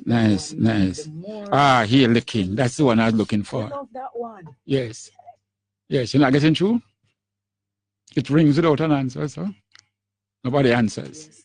All right. Both numbers that I give you? All right. Well, it's right run. We were trying to get Mama Fire, but look like she gone to bed also. We're not getting through. Well, we just Hail the King. And so I know I bring this socks here. Yes. Hail the King, the number one on the song, on the CD. Yes. I bring this socks here to let our people, red, gold, and green. Because we must not be wearing red, gold, and green socks. I deliberately bring it to show our people and those who can see. Red, gold, and green must not go below your waist. It's your emblem. It's your banner. You fly it high. So all this people make abroad and send come here now and all Rastafari are wearing. No, you do not put red, gold, and green on your foot. Mustn't go below your belt. You know? Yeah, man. If you desecrate your banner, then what you expect other people to do? So red, gold, and green, brothers and sisters, must not be worn on socks, down on your foot, on shoes, no. Your banner must not go below your waist. Makes sense. African. Hail the king with Empress Menin. Surely you get your blessing when you hail the king. Yeah. Oh, oh. Hail the king now. Yeah. Hail the king, come make we hail the king. Hail the king, come make we hail the king. Hail the king with Empress Menin, yes. Hail the king, you better hail the king. Hail the king, you better hail the king. Hail the king and get your blessing, yes. Hail the king, you want me hail the king. Hail the king, you want me hail the king. Hail the king, what a joy it brings. Jamaican people, them a hail the king. Kingston people, them a hail the king. Down now Westmoreland, them a hail the king. Manchester people, them a hail the king. Mandeville people, them a hail the king. Portland people, them a hail the king. Hanover people, them a hail the king. St. Mary people, them a hail the king. St. Anne people, them a hail the king. St. Thomas people, them a hail the king. St. Catherine people, them a hail the king. St. Elizabeth people a hail the king. St. James people, them a hail the king. Hail the king, what a joy it brings. Yes, hail the king, you have to hail the king. Hail the king, you have to hail the king. Hail the king, what a joy it brings. Hail the king, you have to hail the king. Hail the king and get your blessing. In a Harar, them a hail the kingdom. In a Somalia, them a hail the king. In a Cape Town, them a hail the king. In a Kenya, them a hail the kingdom. In a Zimbabwe, them a hail the king. In a Ghana, them a hail the kingdom. In a Tunisia, them a hail the kingdom. In a Algeria, them a hail the kingdom. In a Angola, them a hail the kingdom. In a Liberia, them a hail the king. Hail the king with Empress Menin. Watch it, Congo people, them a hail the kingdom. In a Morocco, them a hail the kingdom. In a Tunisia, them a hail the king. Watch it, whole wide world just a hail the king. I see the Chinese people, them a hail the king. Japanese people, them a hail the king. Down in Europe, them a hail the king. Germany people, them a hail the king. Italian people, them a hail the king. Down in Hungary, them a hail the king. Hail the king, what a joy it brings. Yes, hail the king, come make we hail the king. Hail the king, come make we hail the king. Hail the king with Empress Menin. Yes, hail the king, them have to hail the king. Hail the king, you have to hail the king. Sang embassy, them a hail the king. Artist from embassy, them a hail the king. Sang embassy, have to hail the king.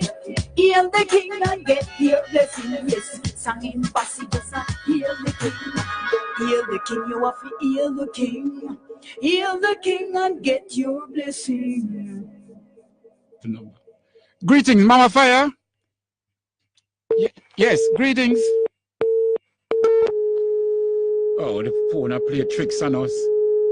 Cut off. Try again, because we just got her and we just cut off. All right. Yes. Yes, Mama Fire, we've got through to you and we don't know what happened. But don't worry. Don't worry. We're here to, we're fighters. We're fighters. So we must overcome. Nice, nice, nice. So I want to speak to Mama Fire over there. She'll be hosting the Nyabingi coming up on the, it will start somewhere around the 28th. I think it will start about the 28th of February. And it will go through until about the 2nd. You having problems again, engineer?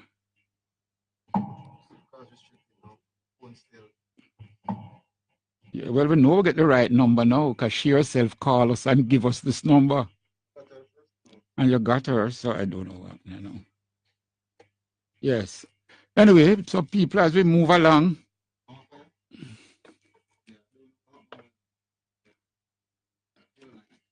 yes. Yes, greetings, Mama Fire. Engineer, something. Mama Fire? You know. I see. You never press some button there. All right, greetings and blessings. Blessing, my brother. Nice to hear your voice. Nice to hear your voice. How was the event on the 2nd of February? Tell us how it came off. Oh, the event was wonderful, brother Miguel. Wonderful, man. Yes. I give thanks for every moment, and I give thanks for the blessing of everyone. Yes. Who make the sacrifice to try out and support it, you know. I understand you had a big international concert there. You had some big international artists. You want to tell us the names of those who supported? Yes, the Mighty General, Sister Ketty, and assistant from Montego Bay, which name again, a lot of ones, and Capleton Fireman come in, and History Man. Nice. And what the other poet name again? Abby, you know? Yeah, and next brethren, Sister Alice Kelly, yes, Rashadai, nice. Rashadai, and lot of ones, some other artists around the area, and son and everyone. Beautiful. You deserve it, and you deserve all credit, you deserve all, because you have worked to establish the black culture, the Pan-African culture, the Rastafari culture.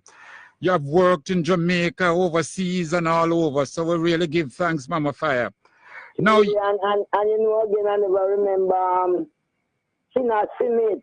China came. Bands, China Simit and in bands, and Sangi Davis and everyone, Rastafari. Sangi Davis and the 12 Tribe Band.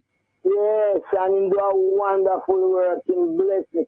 He put a blessing there, man, where Sangi more life and strength. Beautiful, very good. Mama Kemp, and everyone was there. Muta was black. Oh yes, Muta play the music. Yes. Black and music. And we have Buster music and Buster bands. I forgot what the band's name again. One. Well, Buster music and in band 005 band. And Sister Isis and Sister Aisha. Sister Aisha was stage manager. Sister Isis was the MC.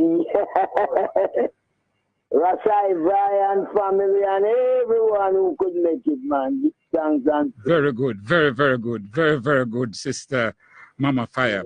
Nice. And the Naya Bingi coming up now in when the Naya Bingi that you'll be hosting now when it starts? Yes, the Battle of Adowa, the 14th year anniversary of the Battle of Adowa, celebration of the victory of the good over evil. Empress tried to fight that battle 1896 and come out victorious against the fierce Italians. So every year we always host the commemoration and the remembrance that everyone could know about this our great warrior, great Queen Mother, Empress Tide too. Yes. So it's coming on and Firelight will be starting on the last of this month. That's the 28th of the month. Yes, we have Firelight, and then it will go on for the weekend, 3 lights, 1st, 2nd, and 3rd. 1st, 2nd, and 3rd of March. Yes, I. And seal up the Monday morning. Yes, the 4th of March. The 4th of March. Yes. Yes, I. So all are welcome to come witness a Naya Bingi celebration, a commemoration, a celebration of the victory of good over evil, a victory of the Black Army over the White Army, a victory of Africa over Europe, a victory for the rhythms of Africa versus the melodies of Europe, a victory of the red, gold, and green over the red, white, and blue. Come and celebrate with us. Rastafari, and I putting out same time anyone of my Naya Bingi family who can make a part and give us strength because we have worked every day and we need some strength. Every time. And anyone who can donate a tarpaulin also, because the weather and everything, I just want to get the place unique and warm and airy for my sisters and brothers. You know, the quarters that I always have for them to rest. I just want to get it properly covered to make sure. Nice. So if anyone of a tarpaulin can donate, if a one can pass through and come and cut some, whether cut some bamboo or some posts that can strengthen the runnings, feel welcome and strengthen the runnings and so on. As usual, because every time I call out and Sister Cabo or Sister Ellie, someone always here and come and once calling and say, then here, you're not bridging, come here and give us a good strength and starting down. And him say him listen on the live program. More than likely him listening now. I hear? No, I'm saying more than likely he's listening now. Sure, yes. Yes. So, and the number is 575 3034. Anyone want to link up Mama Fire, just link up and then we can have a talk and flex up the work. All right, so let's give it again. Mama Fire, you can reach her at 575 3034. 354 0620. All right, or 354 0620. Nice. Yes. Mama Fire, thanks a lot. Blessings. And thanks for Miguel. Yes. Thanks for the blessing and the love, my brother. One love every time. Keep your fire going. Rastafari, keep the fire burning, brother Miguel. Have to, Mama. Nice. Daughter Nama, bless up who called me a while ago and make me know so they have to link up with me. Sister Nama, Rastafari. Give thanks. Yes. Thank you, Sister Nama. High blessings. Yes, nice. That's Sister Nama, brother Manny. No, another Sister Nama from man to God be. Okay, nice. Naya being sister too, you know. Is his Mama Fire. And Sister Nama, brother Manny, Sister Nama, she supposed to have her birthday celebration last week, but I never get to reach her. Sister Nama, blessing on your celebration, your celebration, Rastafari. Nice. Strengthen the family. Nice. Give thanks, Irie Heights. Nice, Mama Fire. Nice. Yes, as we move on, yes. Yes, as we continue the program, Bitter Sugar, Brother Miguel Lorne here. The time is now 9:10, and we must congratulate and hail Sister Diane Mattis in the mornings. Wonderful program. Always give you a word to add to your vocabulary. And with Black History Month featuring an African country each morning.